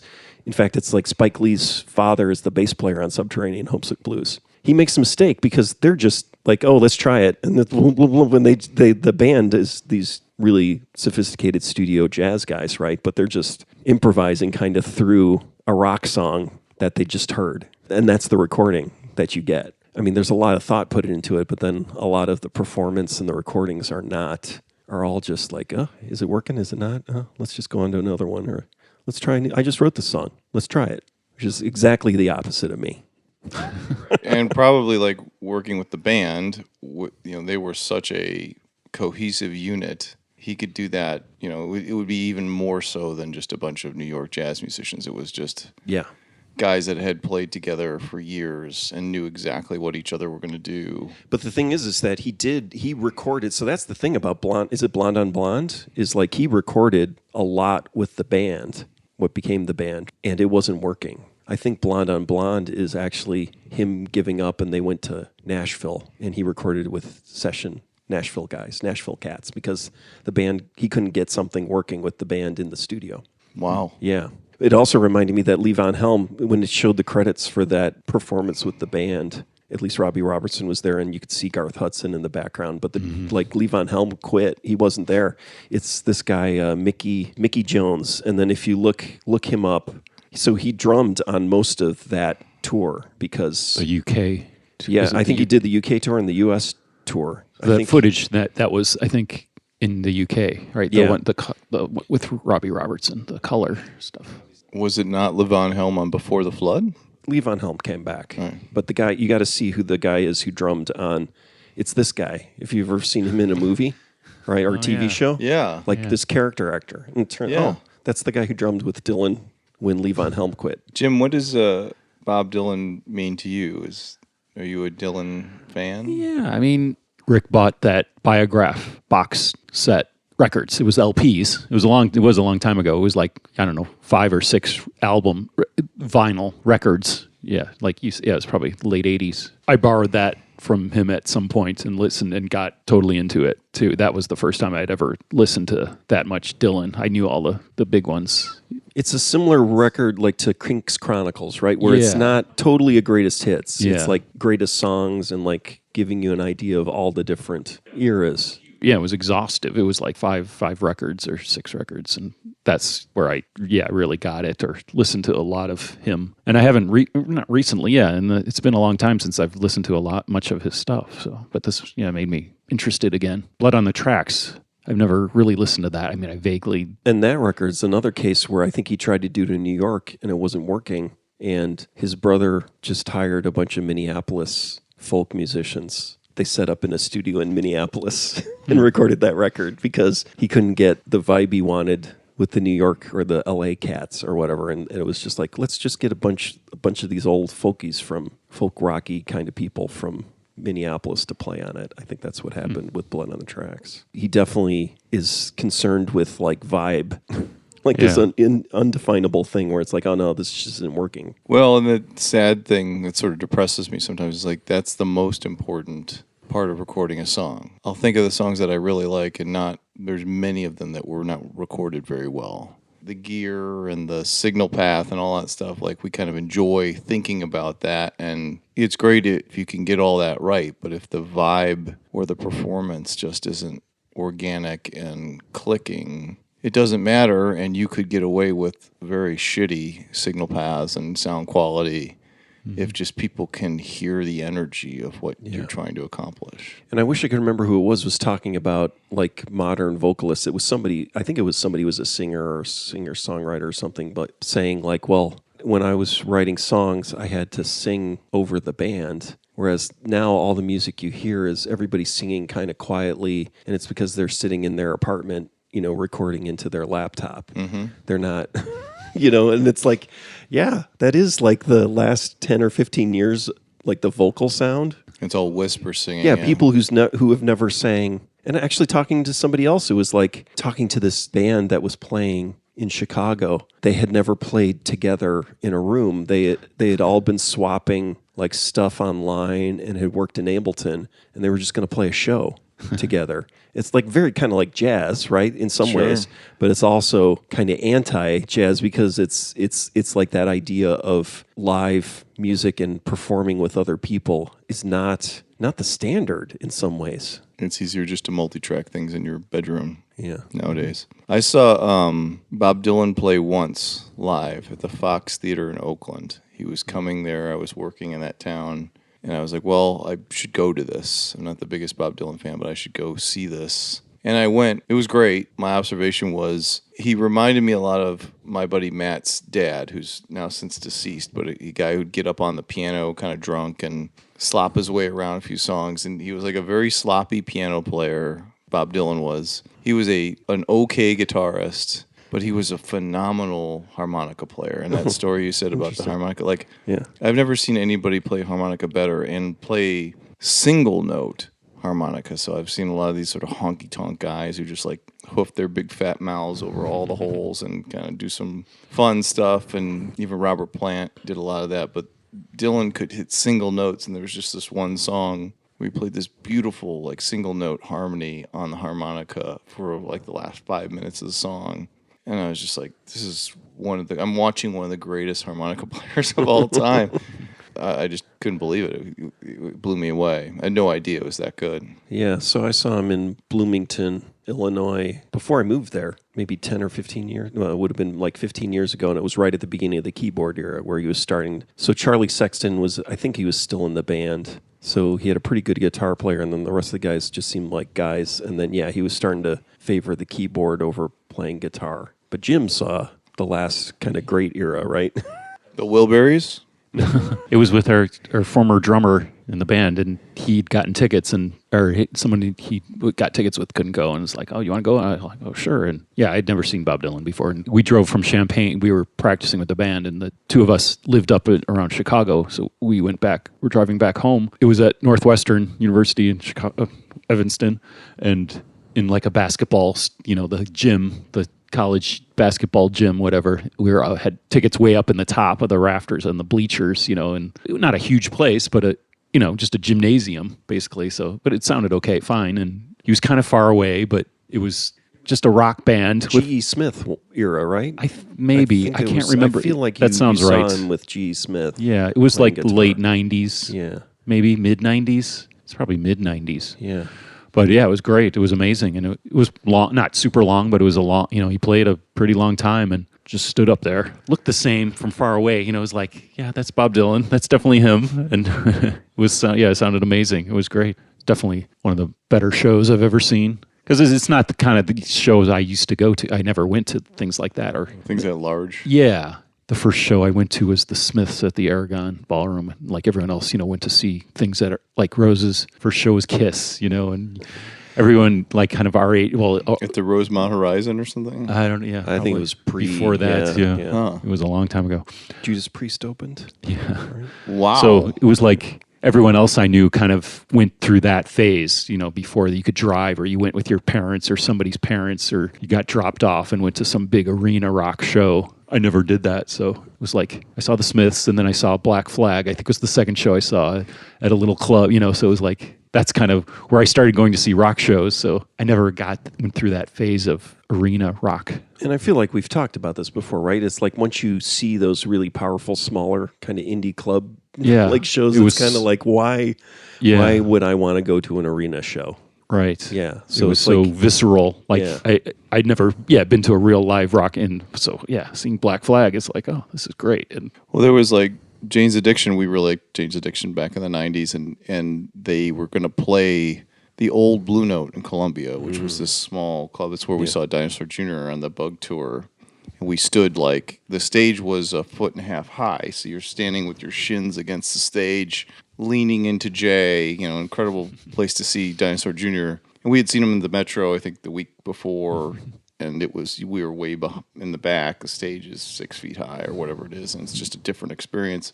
And Jane's Addiction canceled the show at that Blue Note because they had then started playing bigger venues, and I've seen them a couple times in bigger venues, and it just turned me off to them. I'm like, I could really get into this if it was a tiny room, and those guys were going crazy and doing this sort of big.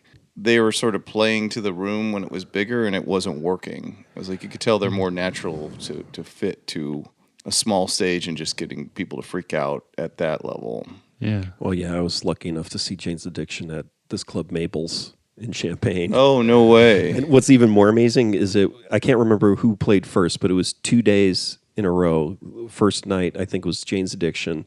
It was like an arena rock show. They had a smoke machine and everything, but it was a small club, and it was impressive. And then Ministry played the next day. Wow. It was crazy. It was like the perfect time. But I also just realized that I saw Bob Dylan at Farm Aid.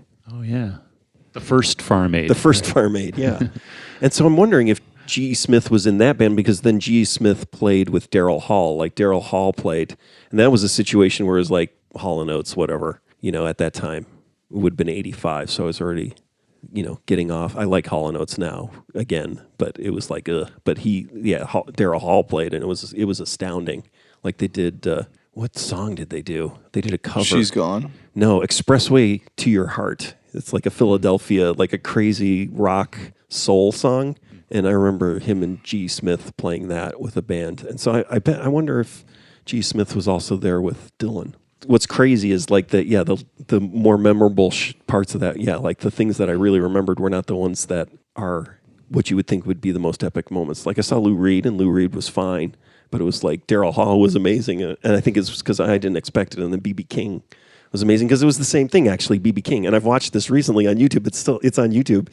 You watch it. He broke a string in the middle of a solo, in the middle of a song, and he's just standing there talking, and then he just starts talking, reaches into his suit coat and pulls out a string and finds which one he needs, and he starts stringing his guitar and is talking and singing and they're vamping, and it's like that was insane to see too. It's like somebody just He changed the string while he was performing. while the song was going on. Didn't stop. Nothing stopped. You just got search for it online, like BB King Farm Aid, and you'll see in the middle of it he breaks a string and changes the string in the middle of a song, and they're just kind of vamping, and I think he talks and sings and stuff, and then he gets it tuned up, and then he just starts playing again. Wow. And did Neil Young play? Yeah, Neil Young first played. that Farm Aid. Van Hagar. That was the first. So I can't remember what they're credited as, but it was basically like. Was it that Eddie? Is it even just? It was just Eddie Van Halen and Sammy Hagar shows up. It was basically like Van Halen was over with David Lee Roth, and then all of a sudden, I don't know if it's all of the Van Halen lineup with Sammy Hagar, or if it was Eddie Van Halen and Sammy Hagar playing together, and basically was like, okay, this is going to be Van Halen now. Oh, maybe it was Eddie Van Halen playing with Sammy Hagar's band. Yeah, I think that's what it was. I'm sure the story is in the book Red. Yeah. The book that I've mentioned before that I was fascinated by until like at the end of it I was like, I hate Sammy Hagar. Why am I reading this book? But it was a really, really good book. I don't hate him. I just don't like his music. Somebody said this. I think I've probably talked about it before. I thought it was a good quote. It's like everybody thinks of Sammy Hagar as a jock and David Lee Roth as like a cool party dude, and it's actually the exact opposite. Like David Lee Roth is like the jock guy, and Sammy Lee Hagar. Sammy Hagar is like the cool party dude, and it's like yet for some reason you look at Sammy Hagar and you go, oh, this is just some stupid jock. And you look at David Lee Roth and oh, this is a cool guy.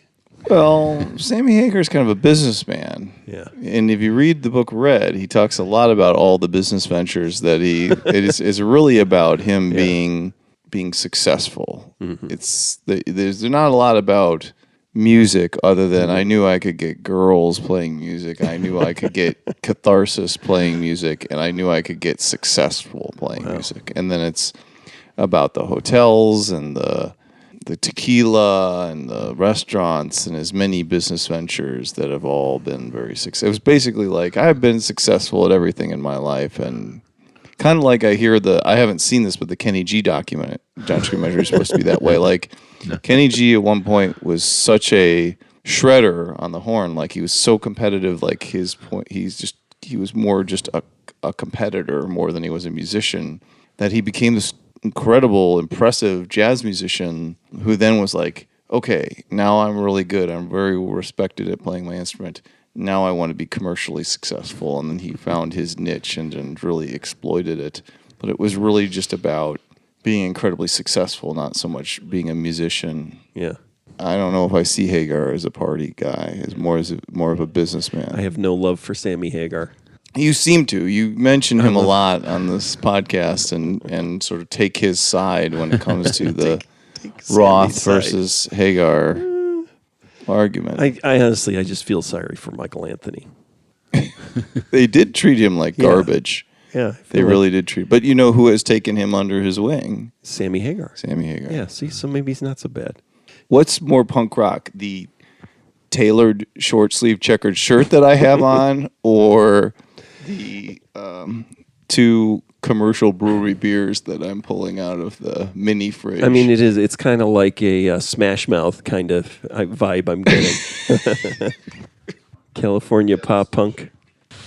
Correct me if I'm wrong, but was the Evel Knievel Museum was more expensive than the Bob Dylan? Look, Rick, I don't look at what things cost. I mean, I'm just about experiences, and if something costs something, and you're like the older George Bush who didn't know how much a gallon of milk cost and was fascinated at the UPC scanner when he went to the grocery store. Let me be honest with you. I do not know what a gallon of milk costs. Either do I. And I always think about that. It's like, so there's certain things that you just buy. Like, so to me, it's like, not that I buy milk anymore, but it's like, why would I know how much milk costs? I have to buy it anyways. It's not like I'm not going to buy milk. I haven't bought milk in over 40 years. Yeah.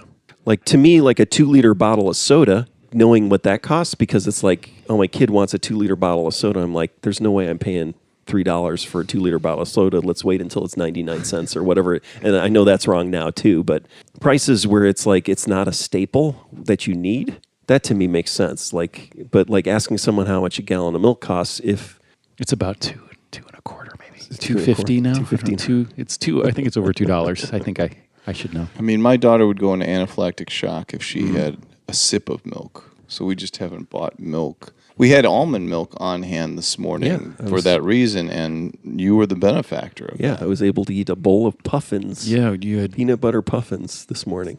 Oh, and they were delicious, weren't they? delicious puffins.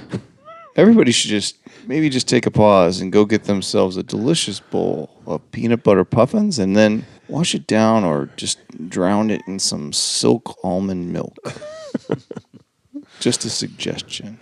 And I've actually stopped buying, I won't say the brand because obviously they're not a sponsor, this extra creamy oat milk. I was basically like drinking thousands of calories in extra creamy oat milk a day. It was so good. I was like, oh, this tastes so good. Look, if it can't get me buzzed, I'm drinking water. Right, exactly. I watched a video, like a YouTube or TikTok.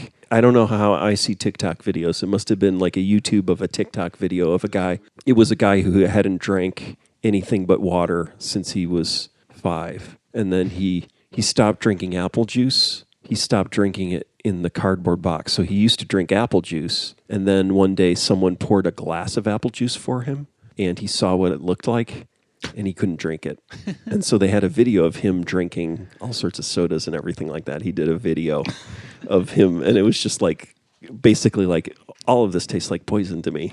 This is like the two 15-year-old kids listening to In the Air Tonight. It blows their minds when the drum fill comes in. Yeah. Any other thoughts about the Bob Dylan Museum before we wrap up today and then to get ready for tomorrow morning's final American Hero? I just wind up comparing the two icons, right? So Evel Knievel, to me, it's about nostalgia. I don't feel like I learned anything from Evel Knievel as an adult. I mean, I'm trying to think of something I learned, and I probably did, which is, don't ride a motorcycle over a bunch of London buses. Ladies and gentlemen of this wonderful country, I will never, ever do that again. You'll never see me jump a motorcycle again. Never say you're going to retire. 5 months later, he's right back out there. Yeah. So I guess I would learn that, but I think I've learned that. I was getting a very liberal vibe off of Evel Knievel and many of sort of the declarations and statements that he was making today. It was interesting that when the Hells Angels came after him to beat him up and his security guard up, that the entire crowd got into the mix and took the Hells Angels down. I don't think like that would happen in today's society. Yeah.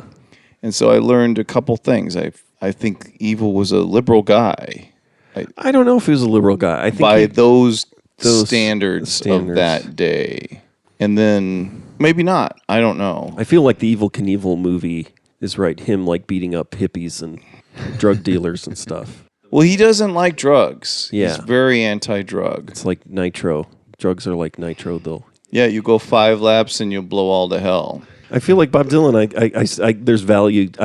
It's not just nostalgia when I learned stuff. Today I learned that record that I dislike, the Mark Knopfler Infidels record, was recorded digitally. It was like an early digital recording. Right, yeah. Yeah, I was like, oh yeah, of course. Dylan enjoyed that. Yeah, around that time, Dire Straits did it. All those early Columbia and Sony, they were all involved in digital recording because of the jazz stuff too, right? I think a lot of that 80s stuff that was digital, but digital tape, right? So it was the real 32-track. Steely Dan, I think, did too, right? And people say that early reel-to-reel Sony digital, I think it was 32-track. Maybe they were 24-track, but they actually did sound good. Then once digital wasn't on a $50,000 or $100,000 machine, there was a dip in quality. I remember what I forgot earlier when I was saying I wasn't the biggest Bob Dylan fan. I started to watch and had to stop watching Don't Look Back. Yeah. That's what it is. So I remember watching that and just thinking, I just couldn't handle him. Like it's his approach, his attitude. He's a total asshole. Yeah, he just felt like a real prick. And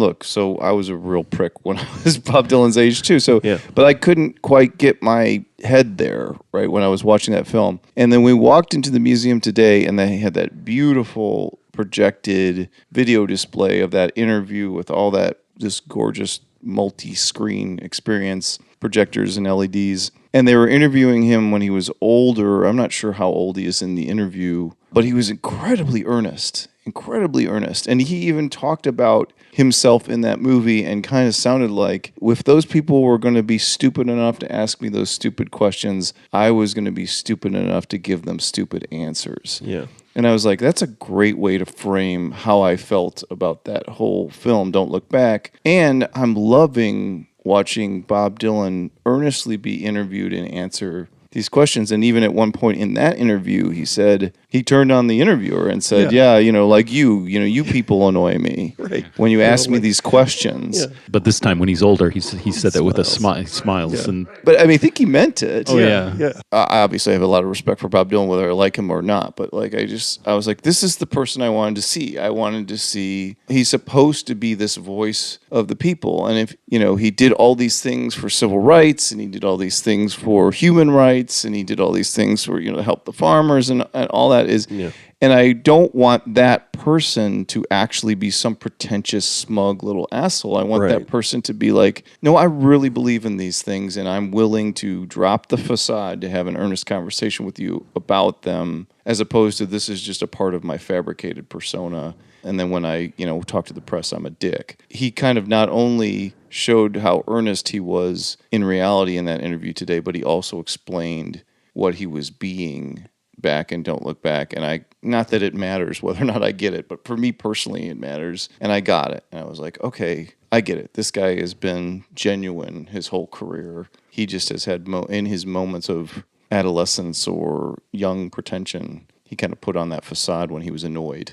Don't Look Back, to me, it's a dangerous document. It's like an instruction manual on how to be a rock star asshole, right? Right. But the thing is that he was creating that persona. That didn't exist. It's a difficult thing because I think people watch it and go, oh, this is how to be a rock star, right? And I think it did have an influence on other musicians because he was so respected. He's very supportive of civil rights, but then all of a sudden when he gets pinned as you are this young voice for civil rights and everything like that, all of a sudden he starts feeling hemmed in. Or you're a folk musician and you're a representative of the new wave of folk, and then it's like, well, no, I'm going to play rock and roll now, right? It's just he's a bit of a contrarian, or doesn't want to be pigeonholed. He wants to be able to do the kind of music he wants to do, and so that's where the resistance is. Yeah, and I think it's just an early example of an artist breaking out of that. When you do an interview. Like even that, I'd never seen that. That was an outtake from Don't Look Back where the photographers are saying, put the glasses in your mouth. Oh, right, yeah. And he's like, well, why don't you, here, I'm going to put the glasses,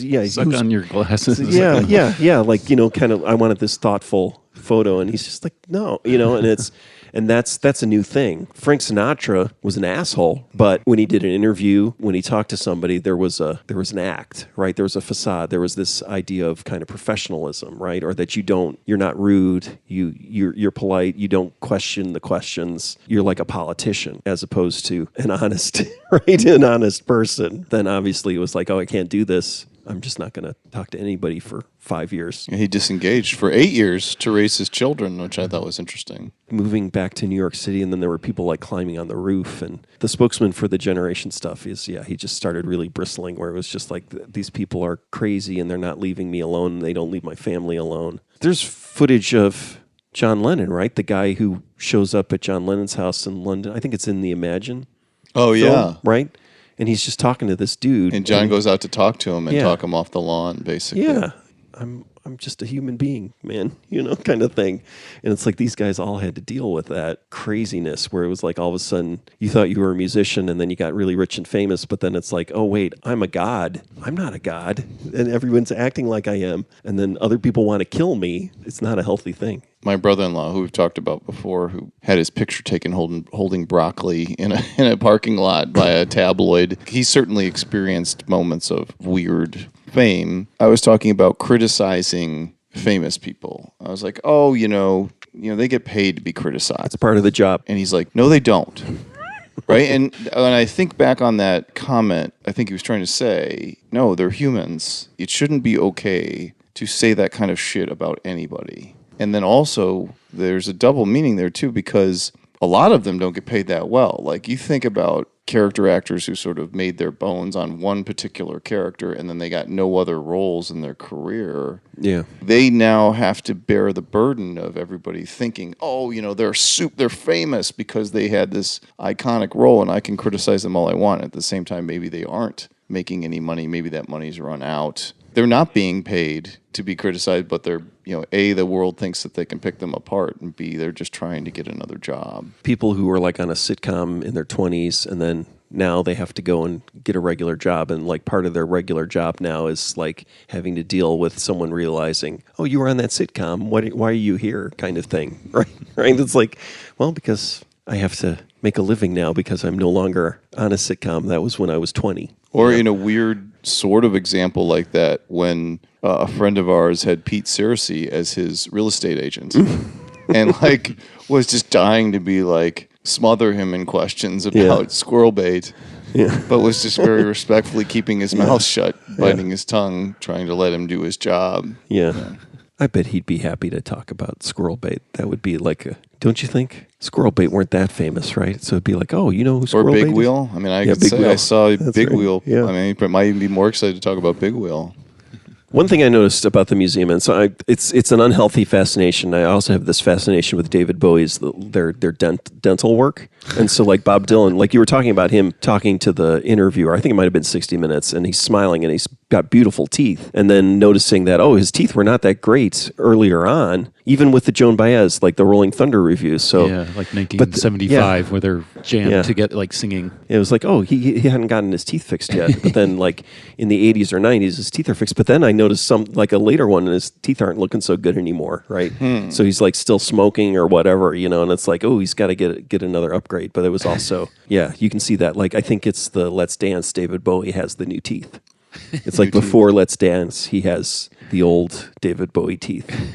I smashed out, you might remember this, Jim, I smashed out several of my teeth on a trampoline accident. I think I've discussed it on the podcast. Yes.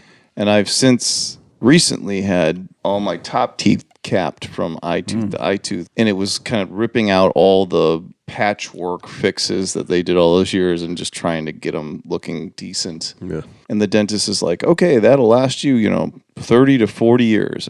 He's like, so you won't be seeing me again. And I'm like, wait a minute, I'm going to die with these teeth? Is that what you're saying? I'm like, I guess these are the teeth I'm going to die in. It was a little grim, but at least they're fixed. Jim helped me out. I was in my 40s when I got my wisdom teeth, two of my wisdom teeth taken out. And the one thing the doctor said to me was like, well, you got two more there, but I don't think they're going to be a problem, but I'll be gone when they do become a problem. He was like, because he was older than me, right? I'm in my 40s, and he was just basically like, I'm not going to have to deal with it. I'll be dead. It's like, but you may have to deal with it when you're 60 or 70. Well, I don't know. Maybe he's like Rose's dad. Yeah, exactly. That's the thing. Because, even our family dentist worked until his 90s, like right? 86 or so. Yeah. Does Rose's dad practice now? No. Does he play trumpet still? Yeah, he still plays trumpet. So that's a lesson. Yeah. Play trumpet and go into dentistry, and you'll live to be 100. Exactly. At least. Guaranteed. He's got a pretty mellow outlook, and it does sound like he wasn't as mellow when he was younger before any of us knew him, except for Rose, obviously. But he definitely hit some kind of point in his life where he relaxed, spent a lot more time taking care of himself. So there's a lesson there, too, I think, is not to be super stressed out and super overweight, which I'm just talking to myself right now. Around last December, there was sort of a cataclysmic moment in my life where I realized I was just too high-strung, too OCD, too controlling, and too angry. And so we started getting some therapy for that. And the answer was, don't get angry about anything anymore. And in literally a week, I was like, okay. And then I immediately stopped. I'm like, I'm not going to get angry about anything anymore, ever. And then things would come up. And I'm like, oh, that would normally get me angry, but I'm not going to get angry about things anymore. And I was just recently talking to a therapist, and they're like, so how was that transition? Is it hard? I'm like, no, it's amazingly easy not to get angry. It's so much easier than getting angry, because when you get angry, then you got to talk yourself down from it. And if you're just like, oh, wow, that would really make me angry, I'm not going to get angry. It's amazing. I don't know what I'm trying to convey, but I think it's amazingly easy to embrace a lifestyle where you no longer get angry about anything or get anxious about anything. And you still get anxious, but you recognize it, and you're like, it's not going to matter. So stop worrying about it. With mindfulness and meditation, that to me seems dangerous, because it's not acknowledging that anger is an emotion that exists. It has a function. Oh, right? and I'm seeing detrimental effects of taking that approach to life. Yeah. Yeah, certain things are not as effective in my life, risk management and stuff like that, but also a lot of other things are better. So Yeah. I'm like trying to balance. I realized like I've got to swing to the other side of the pendulum, and maybe even to my detriment, get caught by surprise by something or other. Yeah. And That's yeah. but if the answer is everyone around me feels like it's no longer a toxic environment and everybody around me feels more loved, Yeah. then maybe it's worth taking a few hits. I totally agree with that. What's helped me, although I haven't been doing a very good job, but like mindfulness and meditation as I always thought it was about disengaging. You become inert. Nothing affects you. You just mindlessly accept everything. It's like, oh, someone shot me. That's life, right? Kind of that mentality. Yeah. And it's not about that at all. It's about acknowledging sort of in the moment. It's like, I'm angry right now. Mm-hmm. And then maybe it's thinking about, or like I need to take a step back and think about why I'm angry and everything like that. But I need to acknowledge that this emotion exists at the time. And that's all I'm worried about is that idea of kind of having this absolutist kind of ideas like, I'm not going to be angry anymore. That to me is actually slightly scary too. You should be angry once in a while. It's a functional emotion, and there's a reason why you do it now. But it shouldn't be. You shouldn't be angry to the point where it affects people around you. It creates a negative environment in your life and creates a negative anxiety. But there's a reason for anxiety too, right? So all those things exist. It's just how far do you want to go with them? The idea of pushing it all down. I don't think I'm pushing it down. I think I'm releasing it. Yeah. I definitely do not want to. That's not what I wanted to do. Was suppress it because Right. then that breeds to resentment, and that's not what I was. I had to get rid of the resentment too. Yeah. And I will say, maybe to wrap it up on a real positive note, I've talked a lot about being angry when I was young and irresponsible or whatnot, but like there was a turning point where I kind of made a decision that I wanted to be a different person, and it certainly took me maybe 25 more years to get to the point to where like I'm now at this point trying to be able to manage anger and anxiety better. But I would say the two of you were tremendous catalysts at that point in my life. Like I needed to see an example of intelligent, thoughtful, sympathetic, empathetic people to help guide me because I sort of had already 2 decades of majority of the people, not my friends, but certainly a lot of the adult figures in my life were fucking disasters, awful people, bad examples of what you'd want to be. And I would say that the two of you and your family absolutely were wonderful examples of people who were good people. And I was like, I want to move more in that direction. And I said, Jim, I talk about you being a magical creature. You really were. I mean, it was like remember that summer we spent together, I think it was right before you joined the band or were about to go out with the band. You were a calming, magical presence to help me think, like, I really need to make some adjustments. Wow. Well, thank you. So it's just great to be on this road trip with you. And I wanted to vouch for Jim, but I have to say that I've been a pretty angry person and not as in control. Jim has been very helpful in that, at least there's a calm person around. Right, yeah, and he's been around the whole time. Exactly. Almost the whole time. Yeah. You weren't angry around me. That's right. And I do feel like I was shortening my life on the path I was on. That was another revelation I made in December. This last December is, okay, if I keep this up, I'm going to end up alone and dead pretty quickly. And on that note, well, let's just inventory. So far, our American heroes are Steve Albini, Evel Knievel, Rick Digit, Bob Dylan, Rick Rewound, found Jim. Oh, but Chris doesn't get to be I'm not an American hero, nor will I ever be. I think this is like that moment where the guy was, what was it? It was Steve Allen complimenting Bob Dylan. Like he's like 22 or something, and he's saying, this young man, I'm going to read a quote, this young man is a genius, and Bob Dylan's just like, and now I've embarrassed this young man. And it's just like, ugh. This is too much, man. All right, we will talk to you tomorrow in the Jeep as Rick is feeling anxious and angry about us driving Not and recording angry. at the same time. Not angry.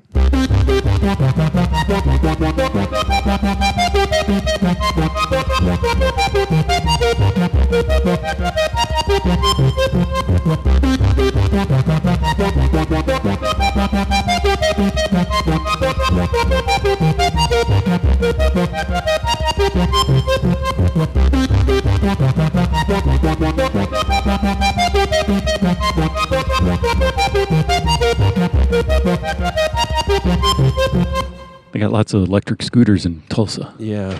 Yeah, they do. So, Rick, you were telling us you looked up how movies are made on airplanes or shown on airplanes. Yeah. Making a movie on an airplane, that'd be even more difficult. What was it? Like they show the movie 300 times or something? Well, yeah, no, Some it was just a weird- big giant platter. They had one flat reel of 16 millimeter. Obviously pre-tape. Video, It's yeah. because I found the thing about videotapes. I think I sent yeah. you that. It was like after that, it was easy. They still made it really complicated, but it was like just VHS machines, it was a training film for cabin crew, how to run the VHS machines. And it was really kind of confusing. You're talking about actual film. Yeah, if somebody from like a kid nowadays would watch that video on how to play the VCR on the airplane for the stewardesses, that instruction video, all the comedy about, my parents can't program the VCR, or my husband can't program, all that comedy, like half a comedy was about programming VCRs in the 80s. Do you remember that? Yeah, oh yeah. They wouldn't understand the joke because I don't know, it was just so complicated. Did you get pulled over? No, I just really went the wrong way.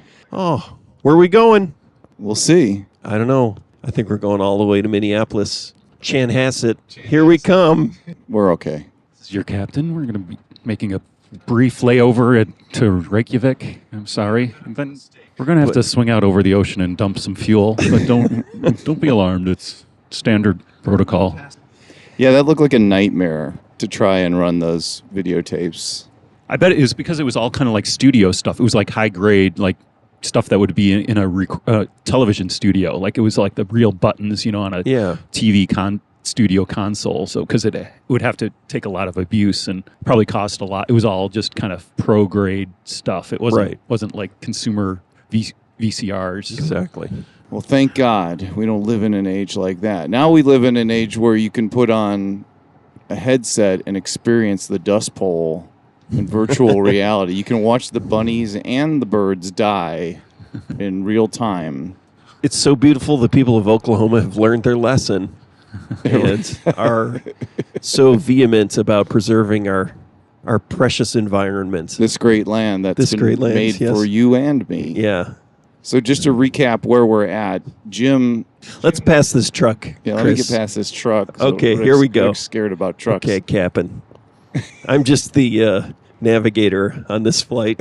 I'm that guy in the movies. He's always just sitting at that little desk behind the pilot and co-pilot and then gets sucked out of the cockpit at the beginning or gets knifed first. Right, yeah, you're the first to go.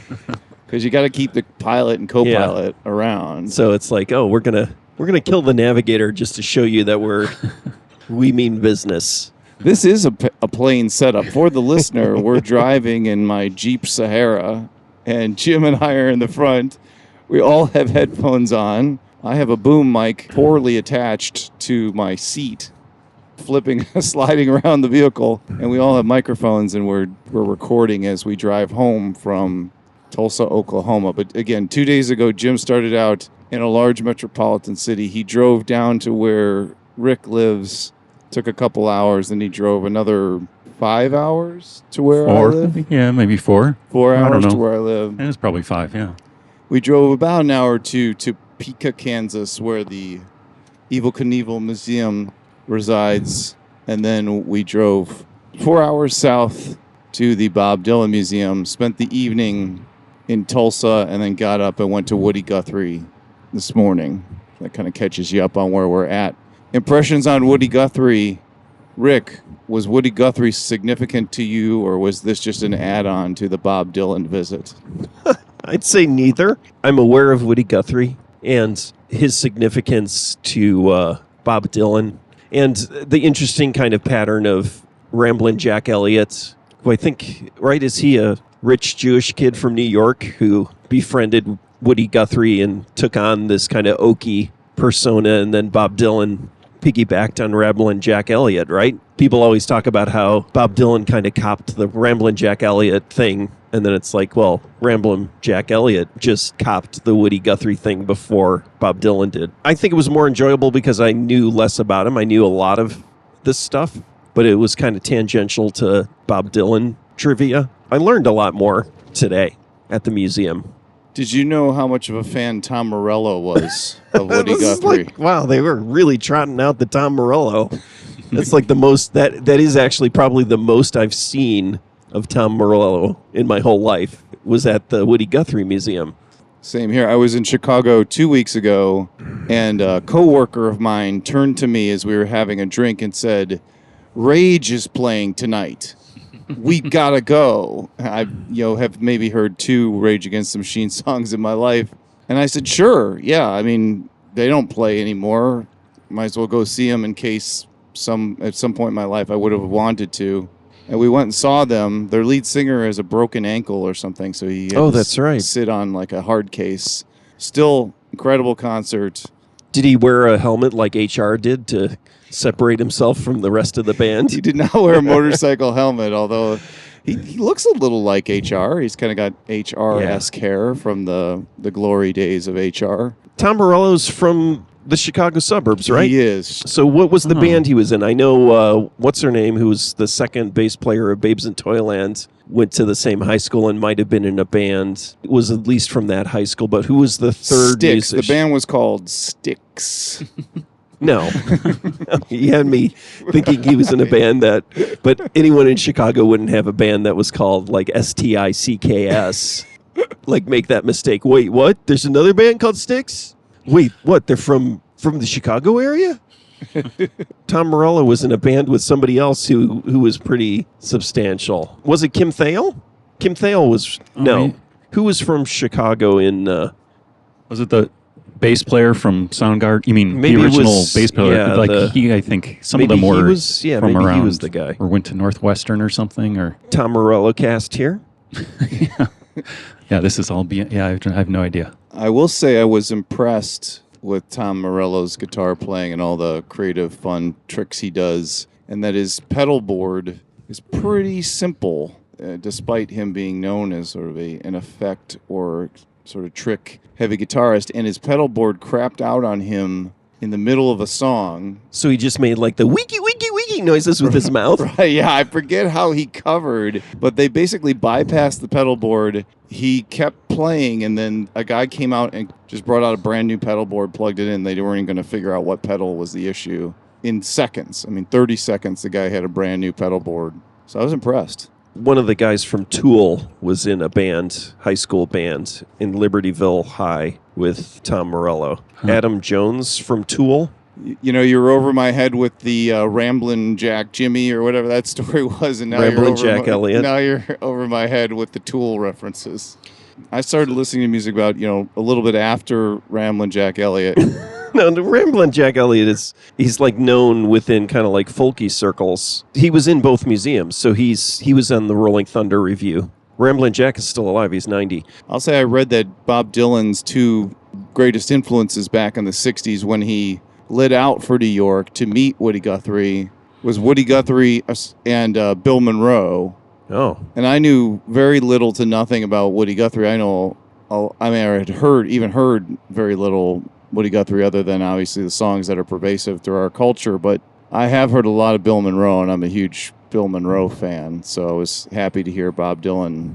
In fact, I probably know more Bill Monroe than I know Bob Dylan.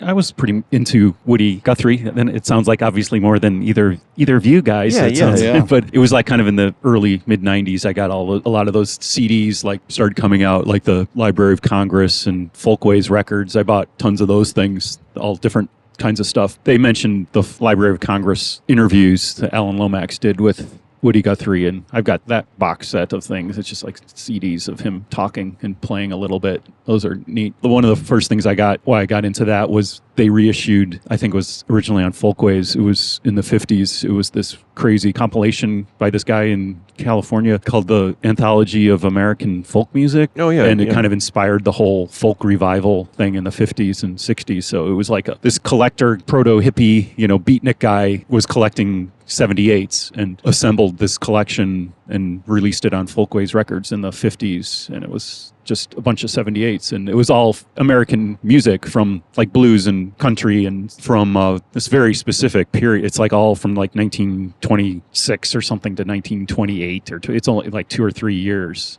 It's an amazing wide span of American music. It's not just one genre. So they released a nice box set of that sometime in the 90s of the CDs, and that was kind of where I got really into all this stuff. Woody Guthrie didn't really record a lot of stuff either. That's the thing. There's a fair amount of stuff, but there's definitely not many slick. He didn't do any really fancy studio recordings, obviously. It was pretty basic. Woody Guthrie's like he's not even like the punk rock or the indie rock, and then, Bob Dylan's like the Nirvana or whatever, like he's definitely like, and then that re-release or that compilation you were talking about, the folk music, where it was like, it became like a hipster thing. Like college students got way into folk music, real folk music, and then the Joan Baez, Bob Dylan, Peter, Paul, and Mary, Kingston Trio era was like when it's kind of the equivalent of when Nevermind became a hit. There's this whole era of folk music, and then it was kind of real, and then it became this hipster music. The British invasion too, even that's different countries, people discovering this earlier music and then doing it over in their own way or slightly different and becoming commercial. Yeah. Pete Seeger, I always forget, is like a guy from Harvard. It's interesting where a lot of these kind of icons of folk music, not Woody Guthrie, but other ones are kind of like started out as hipsters who started playing folk music because it was a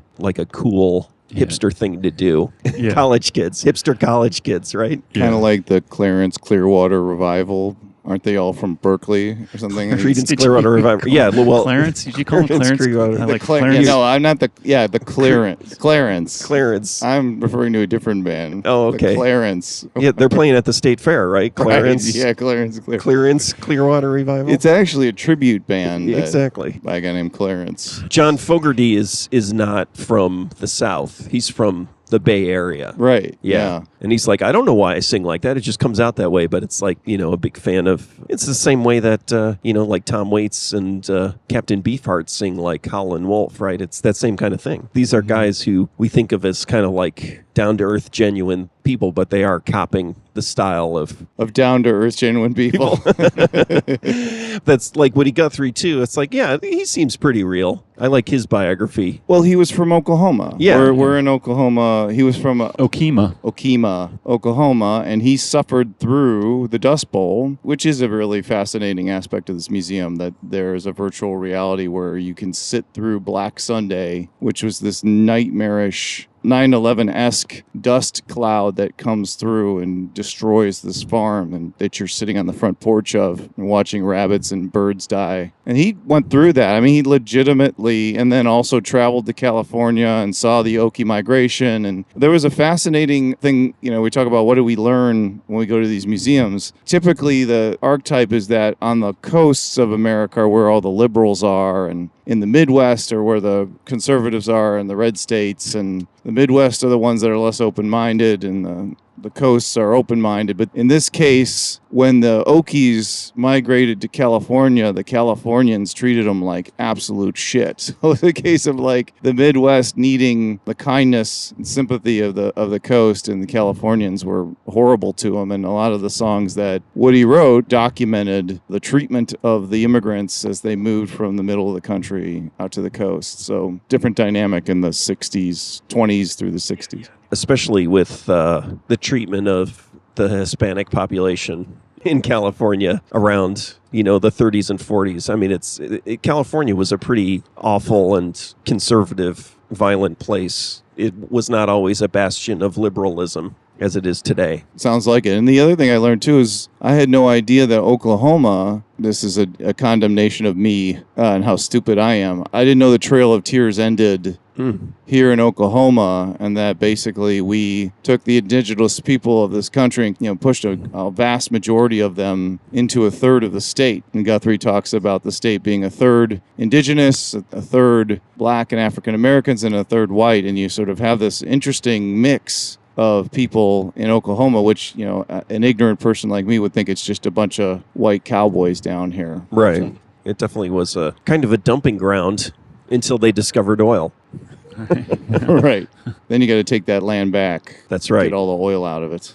Well, I think, isn't that what the new Martin Scorsese movie's about? It's based on that book. It's all about oil, indigenous lands, native, giving people land and then discovering oil on it and screwing them out of the oil. I think that's the undercurrent of the Scorsese movie that's coming out next year. I had an opportunity to be in that film. Really? Yeah, a friend of mine was casting extras for it and said that if I was willing to give up, I think, a month of my life, I could go do it. And I was like, I can't do that. But Jim, it kind of played out when we did our opening names that Evel was who I migrated towards. You picked Woody. I didn't realize that Woody was significant to you as a musician. Yeah, and I remember listening to the record in grade school. They always played, it was like this, it's called This Land Is Your Land, and it was like a collection of Woody Guthrie songs. I don't think I knew at the time, but I can't even remember if it was all Woody Guthrie songs. I don't think it was him singing, the versions of him singing. It was just some kind of thing from the 70s that was people singing those songs. It was a kid's record. I remember that record. That's the first time I heard that song. Like I said, yeah, it was sometime in the mid-90s. I really got into all the kind of early folk stuff. I'm just remembering that there's a great Joe Strummer biography that I read, and he was Woody through most of the early to mid-70s. He when he was living in a squad and he was in that pub rock band, he was known as Woody. Huh. Everybody called him Woody. So like people in that book, when they talk about Joe Strummer, he was Woody. He was really influenced, called himself Woody until, I think he was called Woody until he joined the Clash. It doesn't look like Woody made a lot of money off of his songwriting because in the latter days in New York, he married a dancer. He divorced his first wife, married a dancer, had 4 children with her, the first of which died in an apartment fire horribly. Oh, at yeah, age we 4. should talk about the Yeah. fires. Yeah, that's really strange. Because his mother, right? And they're saying it was related to the Huntington's disease. So and it's like, does that mean that he accidentally lit a fire too? when he was a child, his older sister died in a fire. His mother almost died in a fire, and they realized, Father was badly burned. yeah, right. And it was like they finally put his mother away in an asylum because she was starting to suffer from this Huntington's disease and was whatever neurological deterioration, and she was setting fires and stuff. And then the same thing happened. Oh, so the mother set the fires that killed the sister? They never and said that, but it was like Oh. suspicion. That's kind of why there were accidents and things, and she was acting erratic, and because of the Huntington's disease, so that she finally got put away in the asylum. And maybe it's just a thing like leaving stoves Right, on or right. like accidentally exactly, yeah. lighting the kitchen on fire when you leave the gas on, and then I guess that might be a possibility. And so Sure. then, you wonder if then the same thing happens to Woody's daughter, and then Yeah. he has Huntington's. It's just like, oh my God, the history of the disease and then fire in the family. And the kind of shocking thing from Woody's childhood is Woody's father told Woody how proud he was to have taken part in this lynching. Oh, my God. So the father took part in a lynching? Yeah. Oh, my. This in Oklahoma, it was like you found out about it. I don't know when he was older, maybe a teenager or something, but it really obviously profoundly disturbed him. There was some case, I don't know if it was in Okima or something, but a bunch of townspeople dragged 3 black people from, I think they were a family. There was a picture that it was like on a bridge, and it sounded like 3 people they took them from a jail. There was nothing about the story of why they were in the jail, but the townspeople dragged these 3 people and hung them off a bridge. And Woody's dad told him about this, how he had taken part with this. Like he told him a few years later when he was older, and it was like his dad was proud of it, and it really horrified him, scarred him after that. And well, there's a song, one of the songs is kind of about that. Well, and I think about, being a victim of your circumstances, the culture you're raised in, and one of the things that hit me today is with Woody Guthrie definitely went the other direction, right? I mean, he was sort of a part of a lot of probably a racially volatile situation in his state, where he grew up, in his home, and he just clearly lit out thinking, all human beings are created equal and deserve to be treated with respect. Seemed to be what he did from the get-go. We got a bonus hero today on our trail of American heroes that we're following. Sam was absolutely. We got several bonus heroes today. We were greeted by an outstanding human being by the name of Sam today. Sam, if you're listening, thank you for the warm welcome and conversation as we went through the museum. So if you go to the Woody Guthrie Museum, tell Sam that we sent you. Chris was ostracized, was abused outside of the museum for his Prince shirt. Someone basically questioned his manhood. What kind of man wears a Prince shirt? But then when he got into the museum, Sam honed in right on the Prince shirt, had a huge conversation about Paisley Park. And then later on in the museum, somebody else called out your shirt. Did you hear that? No, I didn't. Yeah, hear there was that. another person who said, "Hey, I like your shirt." Oh yeah, I do remember that. Yeah, I got a lot of attention from the museum employees today. The young attendant came up to me and engaged me in conversation. I was like, "How long have you worked here?" And she's like, "About a month." I'm like, "Are you a fan of what he got through?" She's like, "I am now." She looked 18 to 21, somewhere 22 in that range. But no, good people. This Prince shirt I am wearing, just for the listener, is a fairly feminine Prince shirt, I would say. It's black, but it has a Prince across the front of it in a very sort of delicate cursive. And the eye is a heart. And the eye is a heart, of course.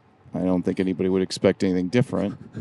Red light ahead. Sorry, navigator, co-pilot had to say something. Ground approaching. I hate when I get into a plane and they start, you hear like they're testing all the warnings, and I'm like, uh-oh, now I know. If I hear anything like that coming from the cockpit, we are fucked. I just saw something about, it's somebody famous, a pilot had their kids in the cockpit. There's some famous crash where the pilot had their kids flying the plane, like a jet crash. Don't do that, folks. I just want to say I love all pilots. Please don't have your kids fly the plane.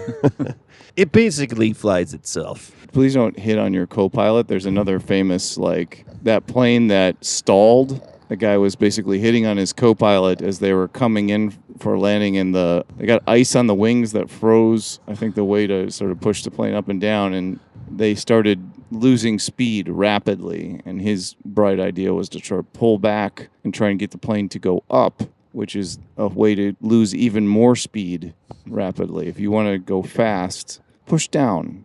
Go down. Start heading towards the ground. That way you will go much faster towards the ground than towards the sky. Oh. And then what happened was they stalled out even more because they were going so slow trying to go up, and the plane crashed. But the back of my shirt has a picture of Prince from, I would say, the For You or Prince. I was thinking Prince For era. You or Prince. Yeah, yeah, and he looks beautiful. He looks beautiful. It looks like a lady with a mustache. Yes, he's very feminine, and that's I've said before. That's one of the things I love about Prince is his toying with gender, his not worrying about gender as he presents himself. This guy up ahead needs to put a little air in his right rear tire. They're very antsy. They keep looking at their blind spot, but they're not changing lanes. There's a small person in the passenger seat. So let's get out of the way of this person. Insurance scammer looking for bait. By the looks of their car, they're not immune to car accidents, so we're going to get That vehicle is not flight ready. Should be grounded, but nobody listens to the navigator. So the staff of the museum engaged me in several different conversations about Prince, Woody Guthrie, Chimera. We discussed Chimera. That was the young attendant's one of her favorite restaurants. She was excited. Oh, really? Yeah. She called it a cafe, which I think it is, but they had a full menu. You with your French words saying restaurant instead of cafe. Yeah. What was the other French word that you caught me using today? Chauffeur. Chauffeur. Yeah, I was using chauffeur instead of driver.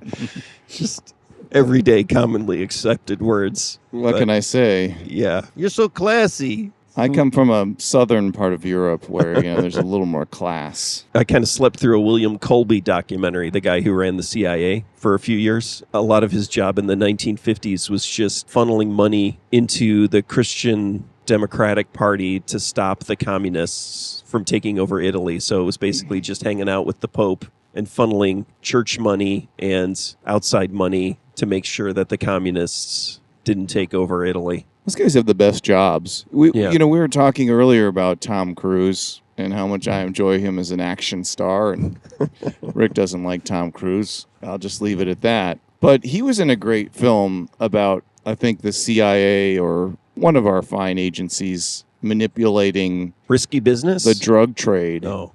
Risky Business. No, not risky business. business. No, that's not There's drugs. No drugs That's in prostitution. Risky business. Yes. Yeah. Prostitutes. Sex trafficking. That great Tom Cruise movie about sex trafficking. Porsches and Prostitutes, I think is the name of that film. And Fabergé eggs, or I don't know what that That's egg right. was. Fabergé eggs. But no, he played the pilot who would fly the drugs in and out of the United States Oh, yeah. for the federal government. Yeah, I didn't watch that movie either.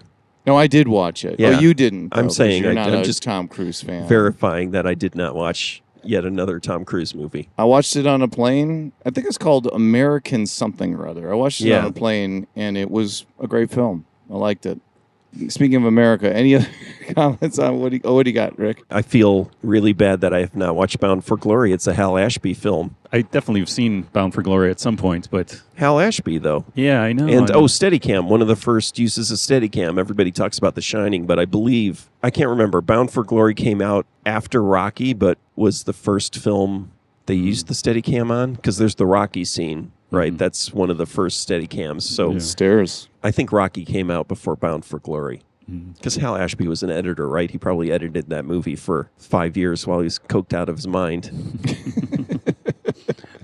yeah, I don't remember much. I remember Bound for Glory a bit, but it didn't seem to be anything special. It's been a long time since I saw it. So, yeah, I'll have to check it out again. But It looks beautiful, I think Yeah. is what it is. It's just a Yeah. beautiful movie, but like David Carradine, Days of Heaven look a bit like if you took a fish and asked it to act. I mean, David Carradine, creepy. yeah, he's interesting, but he's like doesn't have a huge amount of emotional range. I mean, that's the Yeah. point. That's his appeal, is that he's like this inert, dead-eyed. Woody Guthrie is like they described him as childlike, and he's kind of in one of the things, and he's a nice smile. You know, he's like was cheerful and this kind of really engaging, bright, nice person. You know, and was very open and engaging. And when you see David Carradine, he just is kind of he's kind of too creepy looking or intense looking. Cool, and he's kind of cool. Like he's very Cold, cool. yeah, cold. cold, Yeah. yeah. And that reminds me is the chipper Woody Guthrie, but then thinking about all those pictures of his later years when he's got Huntington's and he's in the hospital, or but he's always got a cigarette. It's just like, so that might be it too. That might be the fires, right? If you think Sure. about it, because they're talking about tremors and everything like that, and it's just like, why are you letting him smoke? Why are you letting Woody smoke? And Well, it's just it like was he's medicine back then. Yeah, Smoking was exactly. It was better than breathing real air. That's that was right. like where you got a respite from the It's Oklahoma air. like with the beer in the colonial times, right? You can't drink fresh water because you'll die. You have to drink beer, and it's the same way in the 30s. You had to smoke cigarettes because breathing. And you were saying Benjamin Franklin drank old style. I did not say that. You were saying he drank like 2 kegs of old style a day. These guys drank a lot of beer. They drank brewed. even long before that. It was medieval, Dark Ages, whatever. Peasants. Well, I'm sure the very poor people didn't, but it was very common. Yeah, because And water is so bad. The very poor people had to drink water. you guys know that Sam Adams, he was a brewer because that overlaps with beer, the American history and beer. That's the beer they drank back then, was Sam Adams beer. His Oktoberfest was very popular. God damn it, Chris. What? What did I do? We didn't stop for Chuckles. We were supposed to stop for Chuckles.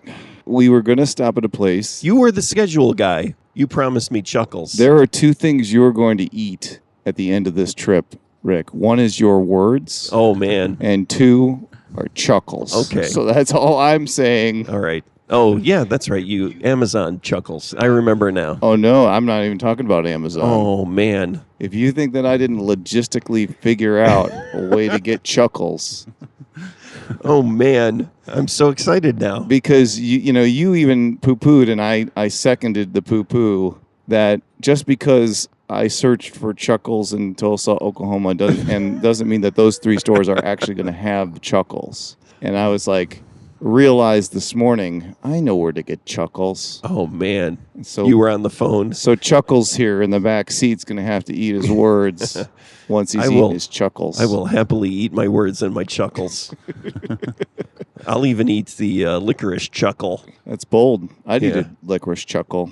Hopefully there's a pack of chuckles for each of us at the end of this rainbow which is also Highway 169 North. It would be healthier if we just had one package of Chuckles for all of us, right?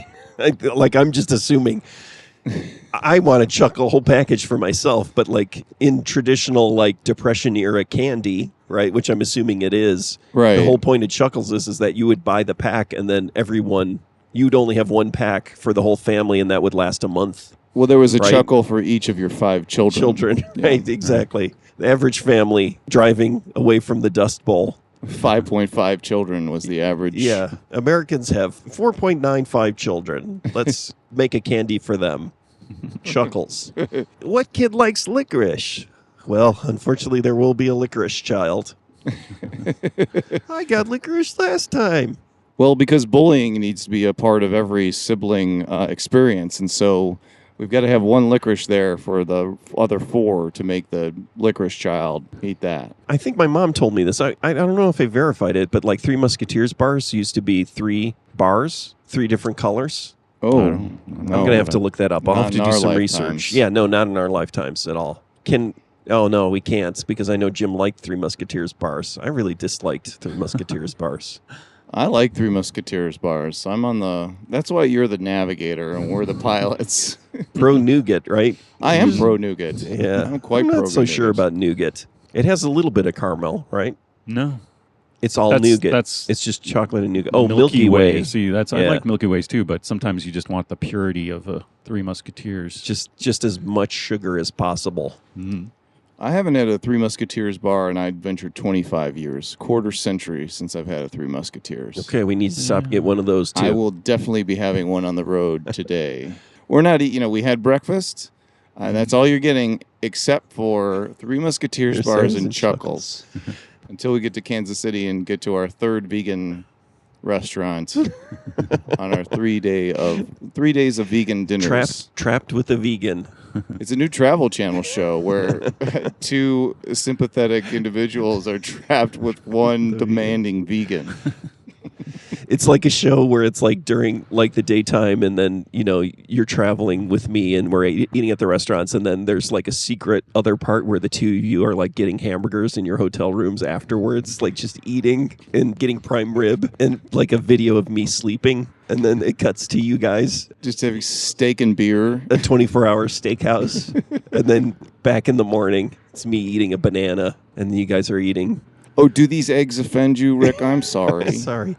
Rick, I'm so sorry. And then cuts to you guys chowing down. Three Musketeers bars. I have to admit, I ate an Almond Joy bar last night, and that's not 100% vegan. Whoa. Yeah. Whoa. So you put this shit on us, and then you go off and chow down on an Almond Joy? Yeah. I read, what is it called? Positively 4th Street. So it's about Bob Dylan, Joan Baez, Mimi Farina, and Richard Farina. So the 4 of them, because it's as much about Joan Baez as Bob Dylan. And so Mimi Farina, I had mentioned before, is Joan Baez's sister, and then Richard Farina was a very promising author, but also a folk musician. I forgot that Richard and Mimi Farina. They did a record, right? Yeah. Richard Farina played dulcimer, but he was also a novelist. He's the one who died in the motorcycle accident. So it's not only that Bob Dylan had a motorcycle accident, it's the husband of his former girlfriend's sister died on a motorcycle. Yeah, so if you're keeping track at home, Woody Guthrie is to fire is what Bob Dylan is to motorcycle accidents. Yeah. That's a great book about that transition from that kind of like folk scene. Because Joan Baez is kind of emblematic of that, where she went from being just this kid who was into folk and her family, right? And her sisters. She sang with her sisters and did stuff in Cambridge, I think. I think it all started in Massachusetts and playing in coffee houses. And then when the Kingston Trio and then Albert Grossman with Peter, Paul, and Mary exploiting folk music, it became a pop thing, and watching how that changed. And it's all about like Joan Baez, when she starts going out with Bob Dylan and she's helping him, basically helping him, like he'd play shows and everybody's like, oh, who's this creepy guy who can't sing, and she really, she was the kind of epitome of a pure folk singer, right? Yes, they absolutely gave her credit for bringing him up and bringing him into the scene. But then I read another placard that said they were briefly romantically involved. And the thing I had always heard is that he kind of left her at the altar like an asshole. That's part of Don't Look Back. You can see she's there in London, but it's like he's starting to move into his rock hipster phase, and she seems like she seems out of sync with where he's going. It's kind of more like dopey, like a bygone folk hippie, just traipsing about. Yeah, it's that movie is I think they broke up right around then. Yeah, he kind of dumped her. Well, when you have your own museum, you can kind of glaze over that detail. Right. My thought would be is like you could go all out in that museum if he's never going to show up.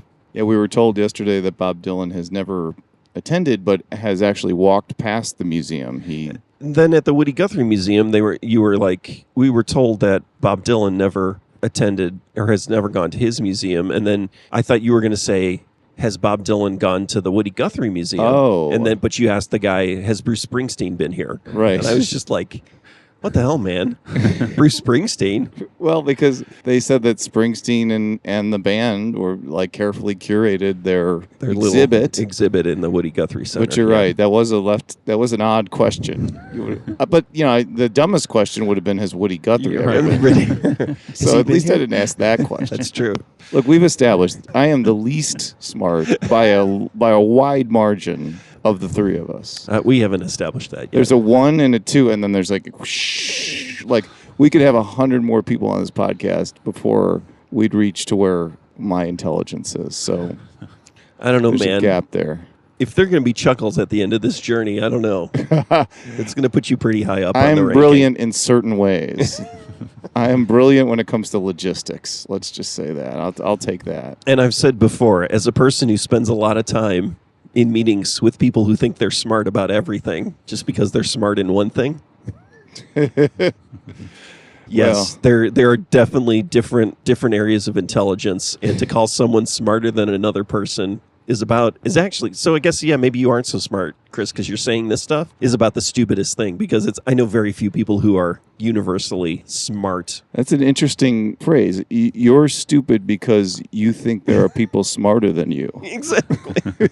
I've dealt with dumb people where it's just like, ugh, okay, I'm not going to get past square one. But what I'm saying is you're saying you can get past a couple squares with me, so you're okay. I'm saying with relatively intelligent people, what you're going to find is that they are not universally intelligent. Oh, yeah, of course. All I'm telling you guys is it could be much worse. You could work in an environment where everyone thinks they're the smartest person in the room. And then I go back to my home life where my friends and family are tremendously smarter than those people. But it's a different kind of smart, because then there's also friends and family that I have that are logistical idiots, and probably couldn't work their way, couldn't business their way out of a wet paper bag. So yeah. Is that what you say at work? Business your way out of a they may paper be bag. smart, but you couldn't business your these way out. assholes can't business their way out of a paper bag. I don't say that at work, but I've been working on a treatment for a show called Chicago Business. And in Chicago Business, there's a scene where there's a very intense scene between a character by the name of Dick Wolf and a character by the name of Wolf Dick. And Wolf Dick says to Dick Wolf, "You couldn't business your way out of a wet paper bag." This is Chicago. This is Chicago. And this is Chicago Business. Fwing! Okay. Chris, I'll let you have... I'm sorry, Wolf. I'll let you have Chicago Business, but you cannot use the fwing sound. No, I'm actually going to hire you, Rick, to do the first note in the theme song, and Jim, I'll hire you to do the second note. Okay. And hoping that you don't... Well, if you pick the same note, then that's what it is. I mean, What was the startup sound that Brian Eno did? He did like Windows 95 or something? Oh.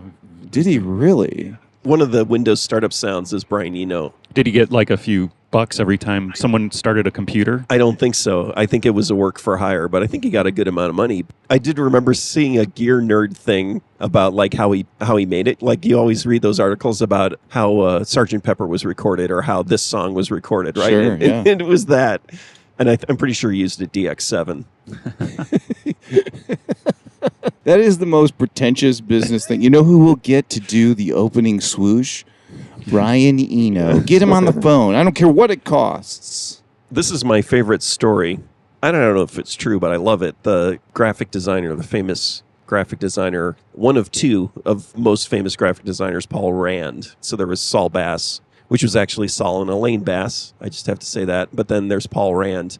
Right, who did half of the famous logos for all corporations, and then Saul Bass did the other half. Steve Jobs, when he started Next Computers, right after he got kicked out of Apple, he said, Paul Rand has to do the logo for our company. And Paul Rand said to him, I'll do the logo for you, but you're going to pay me $100,000, and I'm going to give you one design, one complete design, and that's it. There will be no revisions. There will be no feedback.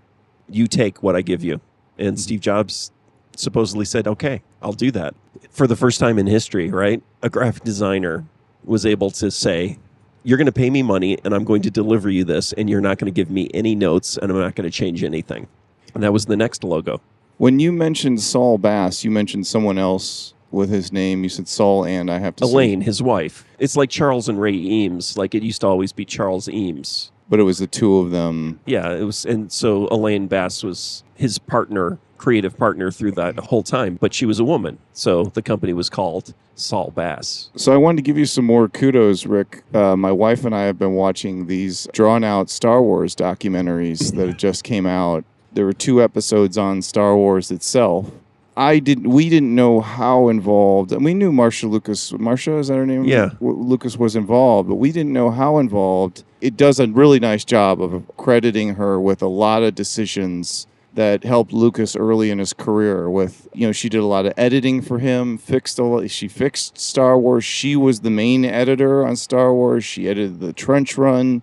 And we were thinking, my wife and I were thinking back, and we knew that she was an influence and a part of Lucasfilm, and we also knew she got half of his fortune when they got divorced, but that's what people kind of play up. But what people don't play up is that she, and except for Rick, I'm giving him credit, is that she not only got half of his fortune because of the divorce, she deserved half of that fortune Right. because it would not have existed without her contributions to the film, because it was a disaster prior to her getting involved in some of her decision-making. In fact, there was a key moment in the Trench Run where they needed to build tension. There wasn't enough tension in the original Trench Run, and Marcia took footage from when they blew up Alderaan and completely manufactured the tension that they were going to blow up the Rebel base. That was not in the script. That was all done with editing and with and if you watch the film and watch them sort of count down to blowing up the Rebel base as Luke is doing the Trench Run, the actors in the scenes, they're not counting down anything or saying anything to that indication. She just completely created that insinuation with editing. Brilliant, absolutely brilliant. And my wife and I were like, why didn't we know how much she had done? And then we realized that all the documentaries that we had watched up until that point about Star Wars were made by Lucasfilm. Oh, of course, yeah. And clearly they gave her half of the fortune and then cut her half of the credit out of those documentaries. Kudos to you, Rick, for knowing the real story, and kudos to Marsha Lucas for creating, the best of the Star Wars and Lucasfilms. There was a big picture of Suze Rotolo, Bob Dylan's girlfriend before Joan Baez, right, who's on Freewheeling, in the museum, but they didn't identify who she was. And then I also know that Bob Dylan married one of his backup singers. Like, is it his current wife? In the 80s or 90s. So in all that footage in the 80s and 90s, one of those backup singers is his wife also. So I'm always fascinated by that, is the difference, trying to keep track of his relationships. Because that was the funny thing about, I read his autobiography. Like one chapter he talks about his wife, doesn't say her name, but he says my wife. And then in another chapter he talks about his wife, and they're 2 different women. And they're just called my wife in the book.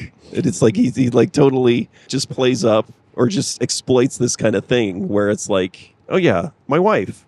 And it's like, oh, she wasn't your wife 20 years later. It's like it's a different person, but never mentions them by name, I don't think. Wasn't Bruce Springsteen married to Tawny Katane and then married his backup singer? He did marry his backup singer, but he was married to another actress, just some kind of like 80s TV actress. Not as famous as Tawny Katane. God, who was it? She was like famous for a couple years. Well, who could be as famous as Tawny Katane? Not many. I do feel like it might have been a woman who was also in videos. I thought she was in a Bruce Springsteen video, like in Glory Days or... What's her name is the dancer, right? Courtney Cox. in the Martin Scorsese film Dancing in the Dark. Oh, it's Martin Scorsese did that Yes. video, huh?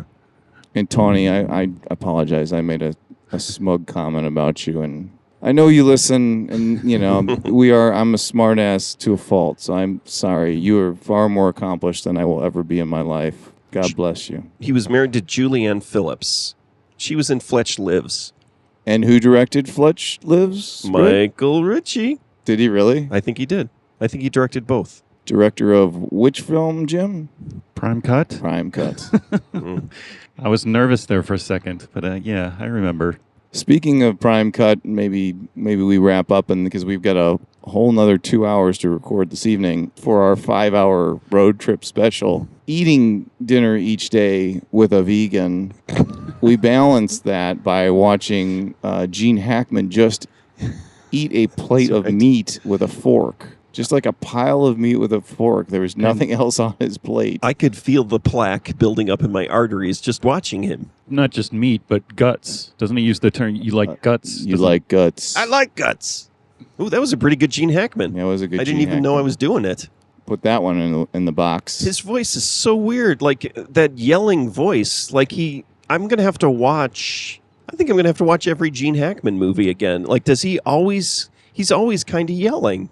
Yeah. Right? His delivery was so jarring right at the beginning of that movie of Prime Cut. It's like, oh, but it's like, no, that is Gene Hackman's voice. He's always kind of yelling out his voice. Just think of the way he addresses Danny Glover in the Royal Tannenbaums. Was that the last movie? No, he did one more after that, right? Yeah, he did that Will Smith sequel to The Conversation. Oh, you just said that to trigger me, right? I did. You remember? That was straight on Poke It Rick. Enemy of the People? Is that what that was called? Enemy of the State. Enemy of the State. Oh, Tony Scott. Tony Scott. Yeah. One of his lesser films. I enjoy Tony Scott. And that's saying a lot. Yeah, it's saying a lot. I like when Tony Scott and a very attractive Denzel Washington get together. I enjoy that film. You give me a Man on Fire. I think that's a Tony Scott, Denzel Washington collaboration. Antoine Fuqua seems to be taking the place of Tony Scott nowadays. Yeah, there are some Anton Fuqua films I liked. Partnering with an extremely good-looking Denzel Washington. That's right. I forgot about Denzel Washington. I'm not afraid to say it. Calling Prince for you era Prince beautiful, I understand. Denzel Washington, to me, he's a handsome man. I wouldn't call him a beautiful man. Very attractive. Very attractive. I'm not denying that. I'm just saying beautiful is not the word I use for his attractiveness. And look, Denzel, I know you listen to the podcast. I'm objectifying you. I've objectified you across several episodes. Look, it goes without saying you're an incredibly talented actor. You've accomplished more in probably a week than I have in my entire life. I'm very sorry for turning you into just a piece of raw sex. So, sorry for that. Take it as a compliment and then also smile more. Anyone you objectify, you typically say, you're beautiful, but could you smile more? Take it as a compliment. You should smile more. Those are the two things I go to. Wait, is it problematic if I say that to a man? It is. So, if you're asking, Rick, I'll say, yeah, the answer is yes. You should not objectify. That's my rhetorical question voice. Oh. When I asked it. That's the rhetorical question I'm not voice. the brightest one of the three of us. I go into the Chicago accent. That's a Chicago accent? I don't know what it is. You're not getting on Chicago business with that accent, buddy. We are getting over-the-top Roosevelt Road Chicago accents. I got a show for you, Chris, a spin-off. It's called Central Illinois Business. Hey, this ain't no Central Illinois business. Maybe you should go back down to Bloomington, where you belong, Dick Wolf. If I need an insurance policy, I'll call you. If I'm looking for a yellow tractor, I'll give you a ring, Mr. Central Illinois Business. Yeah, are you talking Caterpillar or John Deere? Those are both not in. Oh, I guess it's Central Illinois, though. Oh, Rick. That is true. Peoria? You don't count Peoria as Central Illinois? I was thinking the Bloomington Normal area, and I thought, but I forgot that you. All right, now we're doing it. You know Central Illinois business. What is the Decatur. color of Sorry. a John Deere tractor? Rick. Green and yellow. Green. It's only green. I'm huh? sure there's yellow, but I mean, you Their know, colors are green and yellow. Caterpillar's yellow. Yeah. John Deere is green. Jim, any final points about your hero, Woody Guthrie, before we conclude this portion of the podcast and I drive a little more safer? I think we got to keep an eye on Jim because I think he might jump a train. If a freight train's going by, we might lose him. There was sorry, Jim, to interrupt your final thoughts. I interrupted first. There was we're a two-man team when it comes to not letting Jim talk, as you'll learn on this podcast. I don't need any help not talking. Jim's a man of few words, but they're all gold. They used the new verb hoboing. He was hoboing his way across the country. I love that. Oh, I was going to ask you earlier, what color are Porsche tractors? Going deep here. They I'm not even sure if I are know. black. Oh, I was going to say orange, I right? think they are orange. They're either orange or red. I think Enzo Ferrari mocked Dr. Porsche because he called him a farmer or something because that's what he originally made tractors. He originally designed the Volkswagen Bug for Hitler, I guess. But after the war, they were definitely making tractors before they made Porsche sports cars. I'm going to have to side with Ferrari on this one, guys. Yeah. That's the next Michael Mann movie. It's a Right. Ferrari movie. They already made a Ferrari movie. I know, but he's making one about 3 months in, what is it, Enzo Ferrari? Uh-huh. What's life? This sounds cooler. Well, Michael Mann sounds cooler. It's like 1950s, early Ferrari, I think. Is Matt Damon in it? Doing an amazing Italian accent.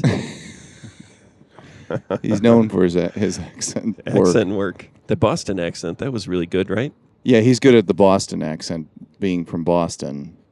I'll put this out to our listeners. If ever I'm in Boston, I'll let you know. And you come on down to my favorite place to hang out in Boston, a bar under the ground called Drink, where they make specialty cocktails. I'll buy you your very own specialty cocktail on me if you can come on down and visit with me. Are you glad you came, Jim? You'll have driven when you're done here Way over 1,000 miles. 14 plus 10, 24 hours probably in the car. Oh, yeah, it was great. I definitely was looking forward most to the Woody Guthrie, even though everything else was great too. But I was like, yeah, I definitely had the most interest in him starting this trip. But it was all great. Do we think that we know Bob Dylan was influenced by Woody Guthrie. We know Tom Morello and Bruce Springsteen were influenced by Woody Guthrie. Let's go through the rest of our American heroes. Do we think Evel Knievel was influenced by Woody Guthrie? I think probably Evel Knievel possibly punched Woody Guthrie when he was trespassing on railroad land. How about Rick Digit? Do we know if Rick Digit likes Woody Guthrie? He's got a pretty broad musical set of influences. Digits are a very specific band and specific set of inspiration, but yeah, Rick Digit worked at a record store. Definitely, I would think. He does theater and is like the music director for a theater, or at least was. So he's got a much broader musical set of influences than you would expect, I think. And so I'm going to say yes. That would explain why he's such a tremendous performer. Oh yeah, no, there's a huge amount of. He's definitely a theater kid. Oh, right on. And then Steve Albini. Woody Guthrie, Steve Albini? Probably. Yeah, I don't know. All right. We'll tie this up and conclude after our vegan dinner tonight.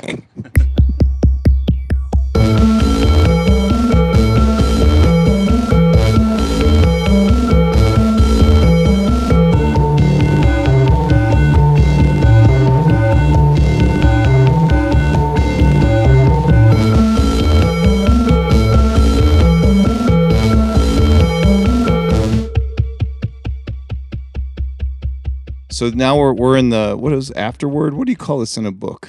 It's not the preface, it's the Epilogue. The epilogue. Very good. This is the Chuckles epilogue, and Rick forgot to distribute the Chuckles. What? I didn't know it was my job. You brought him down here.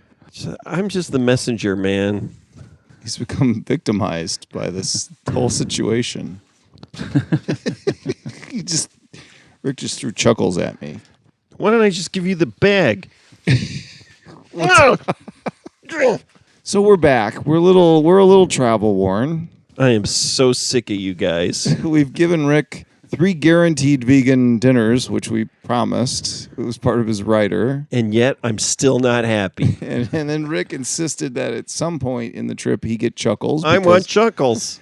Evel Knievel was sponsored by Chuckles. His parachute bag had Chuckles logo on it, and amazingly, I pulled Chuckles out of my ass today. This is amazing. Mm-hmm. Chris found the Chuckles. I first ordered them on Amazon, but they would not have been here in time. And then I woke up this morning and had a revelation that there is a candy shop in my town, 2 minutes from my home. With white supremacists. Yeah, candy shop / outside. meth dealer hangout. Well, there were some suspect customers out front. Yeah, they don't own the candy shop. They're just there getting candy or ice cream. When you got a place called the Country Candy Clavern, all Clavern? words Is that what it was? spelled with a K. Yeah, it was the be a little Country Candy Cavern. Clavern. Clavern. You don't know your... See, you... What is a clavern? Is that a real word? Well, it's a clan word. They call their Well, clubhouses claverns. I was raised Catholic, so I don't think I was ever a member of the Klan. Our parents knew someone who wrote a foundational history of the Klan in the Midwest in the 1920s revival, like Indiana and Chicago. There were Klan organizations in the Chicago area. Yeah, they marched in Skokie, right? Yeah. Oh well. Oh, no, that those was were later. Nazis. Those were That was Nazis, later. Chris. That We're was talking. We're not talking 70s. Nazis here. We're I talking get them about mixed up sometimes. 1920s Klan members. It was a much more powerful organization in the northern states, Midwest, than it was in the South in the 20s. It was like an anti-Catholic, anti-immigrant, gentleman's organization. And sort of the modern version of that, we're alleging was hanging out outside the candy store. Yeah, no, it's But, totally. So this is the story. I told the story on a different podcast, but it was like my wife and I are sitting in the vegetarian vegan restaurant in our town, and we're sort of sitting up front in the storefronts, looking out the window. You know how they have that, like at restaurants, they'll have like the row of seats that you could look out the front, and a guy pulls up in a station wagon, and it's got a deer skull strapped to the front. He's got a shirt on that says, "I've got 99 problems, but a bitch ain't one," and then he goes and starts digging around in the back of his car, and I'm like, this is it. And this is amidst some recent shootings. Yes, exactly. Yeah. And I'm like, oh, this guy's going to shoot us. And my wife's already ready to run into the back of the store, and he's like rustling around in the back of that car, and then he pulls out a little happy baby. I felt like the worst. I was laughing and crying because I felt like I was like totally stereotyping. It's like, oh, this guy's going to shoot us up, and no, it's just a dude. And as soon as Rose saw that baby, she ran to the back of the store. Right, exactly. So yeah, my radar for white supremacists or potential gunmen is not very good. It's not particularly accurate. Yeah, at least it hasn't been yet. You only have to be wrong once. That's a good point. It's a little paranoid, but Stay vigilant, everyone. so we did get our Chuckles, and we got them in time for the final record, which is what we're doing right now, the epilogue. Epilogue? Is that what we decided it was? Yeah. Denouement. Denouement. Denouement. Yeah, I like that. Frenchie. I'm having the green Chuckles right now. Yeah, I wanted to check the diagram here, and they actually do have a picture of each fruit it's supposed to be. I want to go for the red chuckle, the best chuckle. I'm going to work my way through. So the green one is lemon, right? No. According to the diagram, lemon, cherry, licorice. Oh, no, what is that? Orange. What is that? It's a lime. Oh, it's a lime. It's the friend. I'm colorblind. It looks yellow. It's the friend of the lemon. You guys, Sorry, you're colorblind. Yeah. The lemon's best friend. a couple brothers. Jim's eating the cherry first. What the hell, man? I like that they have the licorice in the middle so you can kind of recover. I only eat the cherry ones. I just throw away the rest. So while these guys are eating their Chuckles, and then while I'm eating my Chuckles, one housekeeping item we didn't get cleared is we'd like to all throw in our endorsement to a new Lotus Pod podcast by the name of Forced. Stars previous guest of the show, Rose Rewound, and another person. They like to talk about Would you call her Sarah Lost? Sarah Lost would be a good way to characterizer. They talk about women's issues. They talk about Star Wars. They talk about homesteading. I've listened to the first episode. It's intense. Their total number of listeners for their first episode in the first 2 weeks of its existence is about to eclipse the most number of people who've ever listened to any one of our episodes. Well, that's not true. If it were on our charts, it would be in the top 10. And it's not for men. I enjoyed it. Oh, Licorice Chuckles is not very licoricey. It's not intensely licoricey. Where are those cinnamon bears that you promised us? We'll get some of those. Just, once you finish your Chuckles. We're looking at a picture of Herbie Hancock with his head through a mixing board, missing channels. Obviously, Herbie getting a little loopy in the recording session. I think he was getting his hands dirty. He's repairing something. It's better not to know that. It's like, what's going on? You guys are aware of this, but there is something called a DI, direct injection. So you know the story about John Lennon. Like, he loved the sound of direct injection, and he asked, is there a way to do that with my voice? And the guy said, only if I can put a guitar cable into your throat. But I think Herbie Hancock figured it out. Direct injection meaning you're playing straight into the board. Yeah. Similar DI. to back in the USSR. Oh, no, That's what was it? Revolution number 1. The single version. The single version. You gave me a very stern look. You're trying to get that across. I got it. I'm just concerned about getting this lemon chuckle out. Oh, you're thinking about lemon chuckle Super serious. extraction. Serious. You only had one. You're saving the rest of your chuckles? What about that chocolate bar? That's for my birthday. Sorry. I did tell the boys that they could get, in addition to their chuckles, they each got to pick out a treat, special treat. Rick, do you want to share what you got? A cherry mash. I can't remember the brand because I already ate it and I threw away the wrapper. How did you know of a cherry mash? Did we have those as kids in 7-Eleven? No, I've just had it at other odd candy shops, white supremacist candy shops before. It's an intriguing candy. And I always forget that it's not that great. It's just weird. Yeah, most of the candy in that place isn't very good. It's depression candy. It's like there's a reason why that candy's not popular anymore. Like Necco wafers, you feel bad that they're not making them anymore, but the reality is that's not. It doesn't even seem like candy. I've never wanted to eat a Necco wafer. Yeah. I didn't get anything nostalgic. I got a red velvet cake chocolate bar, milk chocolate with red velvet cake ganache. You won't regret that. What I don't understand is why neither of you bought a chicken and waffles. That same company had a chicken and waffle chocolate bar. Yeah, That sounds awful. Interesting. It's like chicken in a basket, right? The crackers. Have you ever seen those crackers? Yeah. Yeah. I imagine it tastes like that, except with chocolate. Yeah. That doesn't sound good. It's kind of like a s'more, It's like a more extreme s'more. Mm-hmm. Just a s'more with some fried chicken in it or something. Yeah. Yeah. It's not a sales pitch of any kind. How do we wrap this up? What do we think we accomplished? Should we go over our inventory of American What heroes? do you think you've accomplished here? Yeah. I mean, what have we done? We spent 2 days. Rick, you spent 2 days away from your family. I spent a 2 days away from my family. I'm sorry, but I feel a little woozy. I really need to eat this last chuckle, but I don't feel good. Well, suck it up. Literally and figuratively, Rick. This is for content. I hurt myself eating.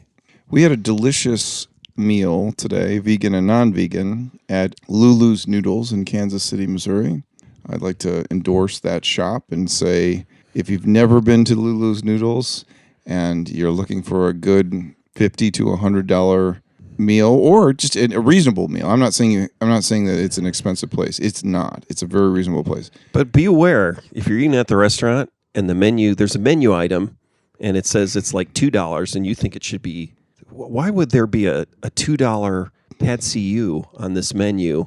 And you think, well, typically Pad See Ew is more like $15, and you pay for a $2 Pad See Ew. The owner might be actually really upset with you to find out later that you knew that Pad See Ew shouldn't be $2. It should be much more. Rick is alluding to a past wound between me and the owner, and I was trying to patch things up by giving the restaurant an endorsement. But now, Sorry. Rick has kind of picked open that scab, and there's blood everywhere. I think it was so convoluted, I don't think even that person would even understand what I was there's talking no way. about. That person doesn't even remember who I am. But I will say, Lulu's Noodles, Yeah, it was great. Outstanding. Wasn't it? It was really good. Oh, yeah. I liked it. Fantastic. Go there, eat there, tell them Lost and Found and Rewound sent you. Pay extra. Pay twice. Pay double what it costs if you can afford it. If not, pay exactly Because that's assumed. I mean, they're prices, and when something has a price, that doesn't mean that that's what you pay. Like, if you know it should be worth more, you can pay more. We have gone over this, that I have been tipping more generously post-pandemic to try and catch up on the meals I didn't eat during the pandemic to try and incent people to want to be in the service industry again, because I love service industry people. I'm a service industry person myself. Veteran. Yeah, I used to work in restaurants, but I continue to work in client service. Is a little different, but similar concept. It's a lot different, Chris. It's a lot different. But the concept of it is the same. We are here to serve. But no, that's no joke. I have been trying to, for those people who have come back to an industry that is very hard to come back to after a global event, I did want to, do my part by hopefully making it more enjoyable. The thing is there is I remember, this is terrible, I'm going to say it, like a New Yorker cartoon, and it's a drawing of one of those, like iPad kiosks. They have at all the restaurants now. Mm-hmm. And the caption underneath it says in quotes, "I'm going to be tipping for something I didn't used to tip for." It was the joke with that. You go to any place, right? You go to a restaurant and you tip, right? But right. Maybe if you go to a bakery and pick up food or pick up something at the bakery, you wouldn't tip for that, right? But now that they have those kiosks, you're kind of prompted for one. Yeah, exactly. That was the joke. I thought that was very funny because it was like, it's like, oh yeah, that's right. I see one of these machines now. It's going to ask me to tip, and it's like, did I used to tip at the bakery? I don't think I did. At the coffee shop, but the coffee shop used to make a game out of tipping. They used to have like Luke and Leia, and like you would either put your tip in the Luke jar or the Leia jar. At the end of the day, they'd kind of keep score and tell you the next day they'd post who won. Like Yoda versus Jar Jar Binks or something. I don't know why they're all Star Wars related. Stay in your lane, man. Right, yeah, I'm sorry. I'm not a member of the Forced podcast, nor do I get anything from it other than joy listening to it. And you should all take a moment to enjoy Forced. Available on all podcast networks except for Stitcher, because I can't figure out how to get it registered on Stitcher. They keep telling me there's something wrong with my RSS feed, and I just hate it when people tell me there's something wrong with my RSS feed. Yeah, because there's nothing wrong with it. Yeah, especially if it gets automatically generated. It's like, what, am I supposed to write the program to automatically generate my RSS feed? And then, and Podbean's no help. So look, Podbean, if you're listening, we've been on this network for 3 years. Loyal, we pay our fees. We pay just as many fees as any podcast. It doesn't matter how many downloads we get. In fact, the fact that we don't get that many downloads is probably means we're less of a burden on your servers. So we should get a priority treatment. So please tell us what's wrong with the RSS feed. Why can't we get on Stitcher? I think I did used to hand code my RSS feeds. Yeah, the feed also doesn't pass the standard RSS. Like there's a website you can go to test your RSS XML, and it tells me that it's missing some sort of meta tag. And Podbean doesn't let you hand code your. So I would have to take it out, edit it, and then submit it. Enjoy listening to this while you edit, Chris. Enjoy listening to this and then cutting I'm not all cutting this any part. of this. This is all content. People need to know. People need to know this. I'm just talking to future Chris right now. Like, how many minutes of this did you have to cut? We've done a lot of talking. What are our closing thoughts? And by a lot of talking, you mean you and I have been doing a lot of talking. Yeah, sorry. Rick and I have been doing a lot of talking. Jim, what are your closing thoughts? A little bit of inside baseball, since the last 20 minutes were inside baseball. I used to try and edit the podcast so that Jim talked an equal amount of time as Rick and I, which means I would cut so much liberal amounts of Rick and I, which actually turned out to be a really good balance. But then once you said that, I started talking even less. I know. I think just to subconsciously to really make it impossible for you. Well, the specials, it was impossible. I mean, it was like, especially the Prince special. I had no idea what was going on. I was just treading water during those. Thinking about chuckles. Thoughts, Jim? A summary of the last 2 days. This is the first time we've been together in a year. There was much less rain than I was expecting. It was nice. It wasn't 100. It was 108 in Tulsa a few days before we got there, and now it was like in the 80s. That was great. I definitely was looking forward to Woody, and that's what I enjoyed the most. But the Bob Dylan was cool, and of course the Evel Knievel. I knew it was going to be great, and that was great. I don't want to say superficial, but it's all about evil. You know what you're going to get. It's showbiz. It was a show. And, and There's no mystery there. Yeah. There's no layers. The Bob Dylan was much more an archive, is what it is. And the Woody Guthrie place, too. But the Woody Guthrie place had more... It had some guitars. It had more equipment and displays and, like, artifacts. The Dylan one is a little bit more... It's displays and reading and pictures. Lots of cool photographs and... A couple theaters. Yeah, and the theater... Yeah, I love the Dylan rare film clip movie loop. Like half hour of... like about 6 or 7 rare video clips, film clips. Those are all really great to watch. You probably can't see, they're probably not on YouTube and restored too, right? It sounds like they're restoring. They look footage. beautiful. They look great. Tulsa is great.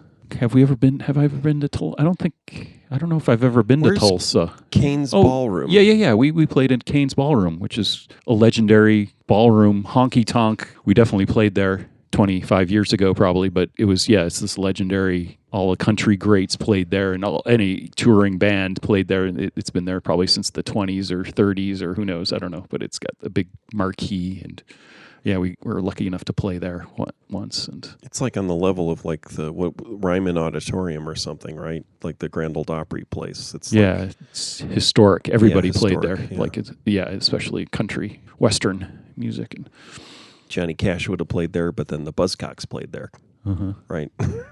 We always played like Norman. Yeah, Oklahoma's always seemed kind of cool. Like where the Flaming Lips, they're strange. Like Chris, you were saying, people you knew from Kansas or from Lawrence, where people who came from Oklahoma were kind of... Some of the weirdest folks in Lawrence were from Oklahoma. Jeff and Charlie from Panel Donor were from Oklahoma, I think. And by weird, that's a compliment. They were like delightfully different. Not your average human being, which was great. Rick, you okay?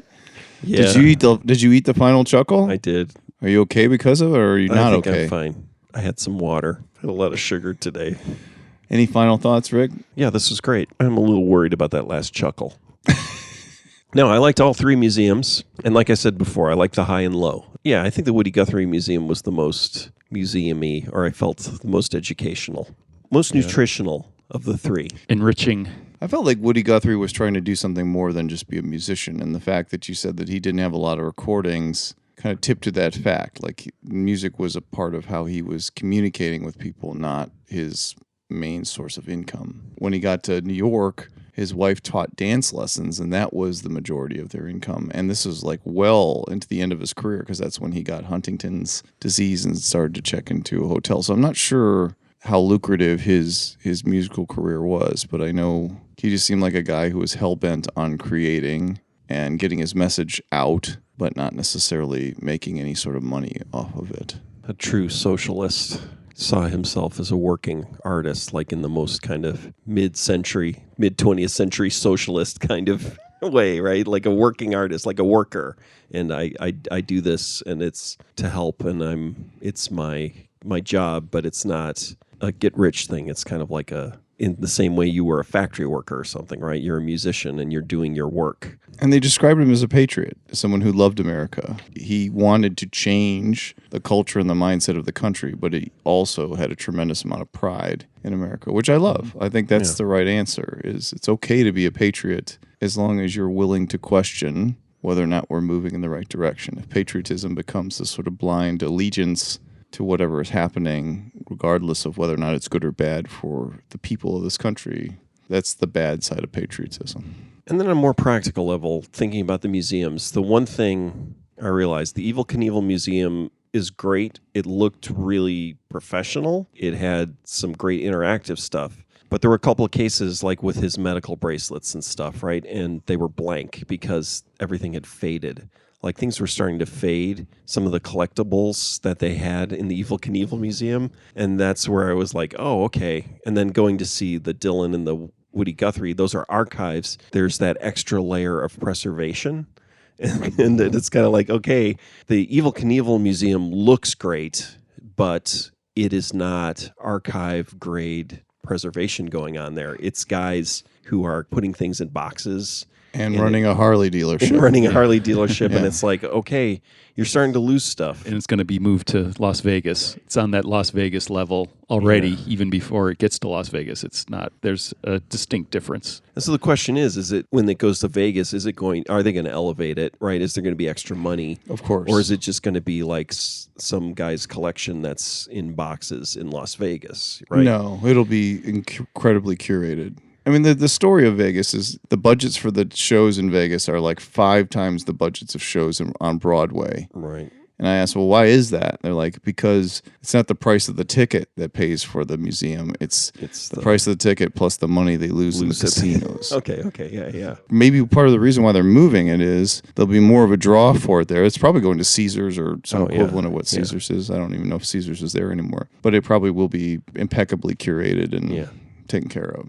It's a shame. I love the fact that it's here. I love the fact that it's an hour from my house in the capital of Kansas, and it probably doesn't get a lot of foot traffic. And that is part of what's great about, and it's so much that's disappearing about road trips, right? It's like already like all the restaurants, the weird little diners. When we were touring, it was already kind of disappearing where you'd get off an exit and there'd be this local diner, right, you could eat at. As we were touring, actually, it was like, oh, now it's all... It was already disappearing like 30 years ago. And that idea of the little local museums and those kind of places, too, it's kind of like that's disappearing, too. Not that the Evel Knievel Museum is little, but it is. It's like, oh, it's in this not typical... Yeah, it's not in a big city, right? It's a draw to go to Topeka. Yeah. That and to see where that scene with the dome and prime cut is shot. Right. And to be honest, if all we were doing was looking for prime cut filming locations, I wouldn't have driven you to Topeka. And we did cover off on a couple. We should share that. We did cover off on a couple prime cut filming locations today. We saw where the stockyards are, where the trains run. There's that scene in prime cut, and then we saw you found the double-decker bridge. Double-decker bridge that I didn't think existed in Kansas City, but remembered where it was. So we've covered a lot of ground on prime cut, and we did learn that prime cut was shot in Lawrence, Kansas, and Calgary. Calgary, correct.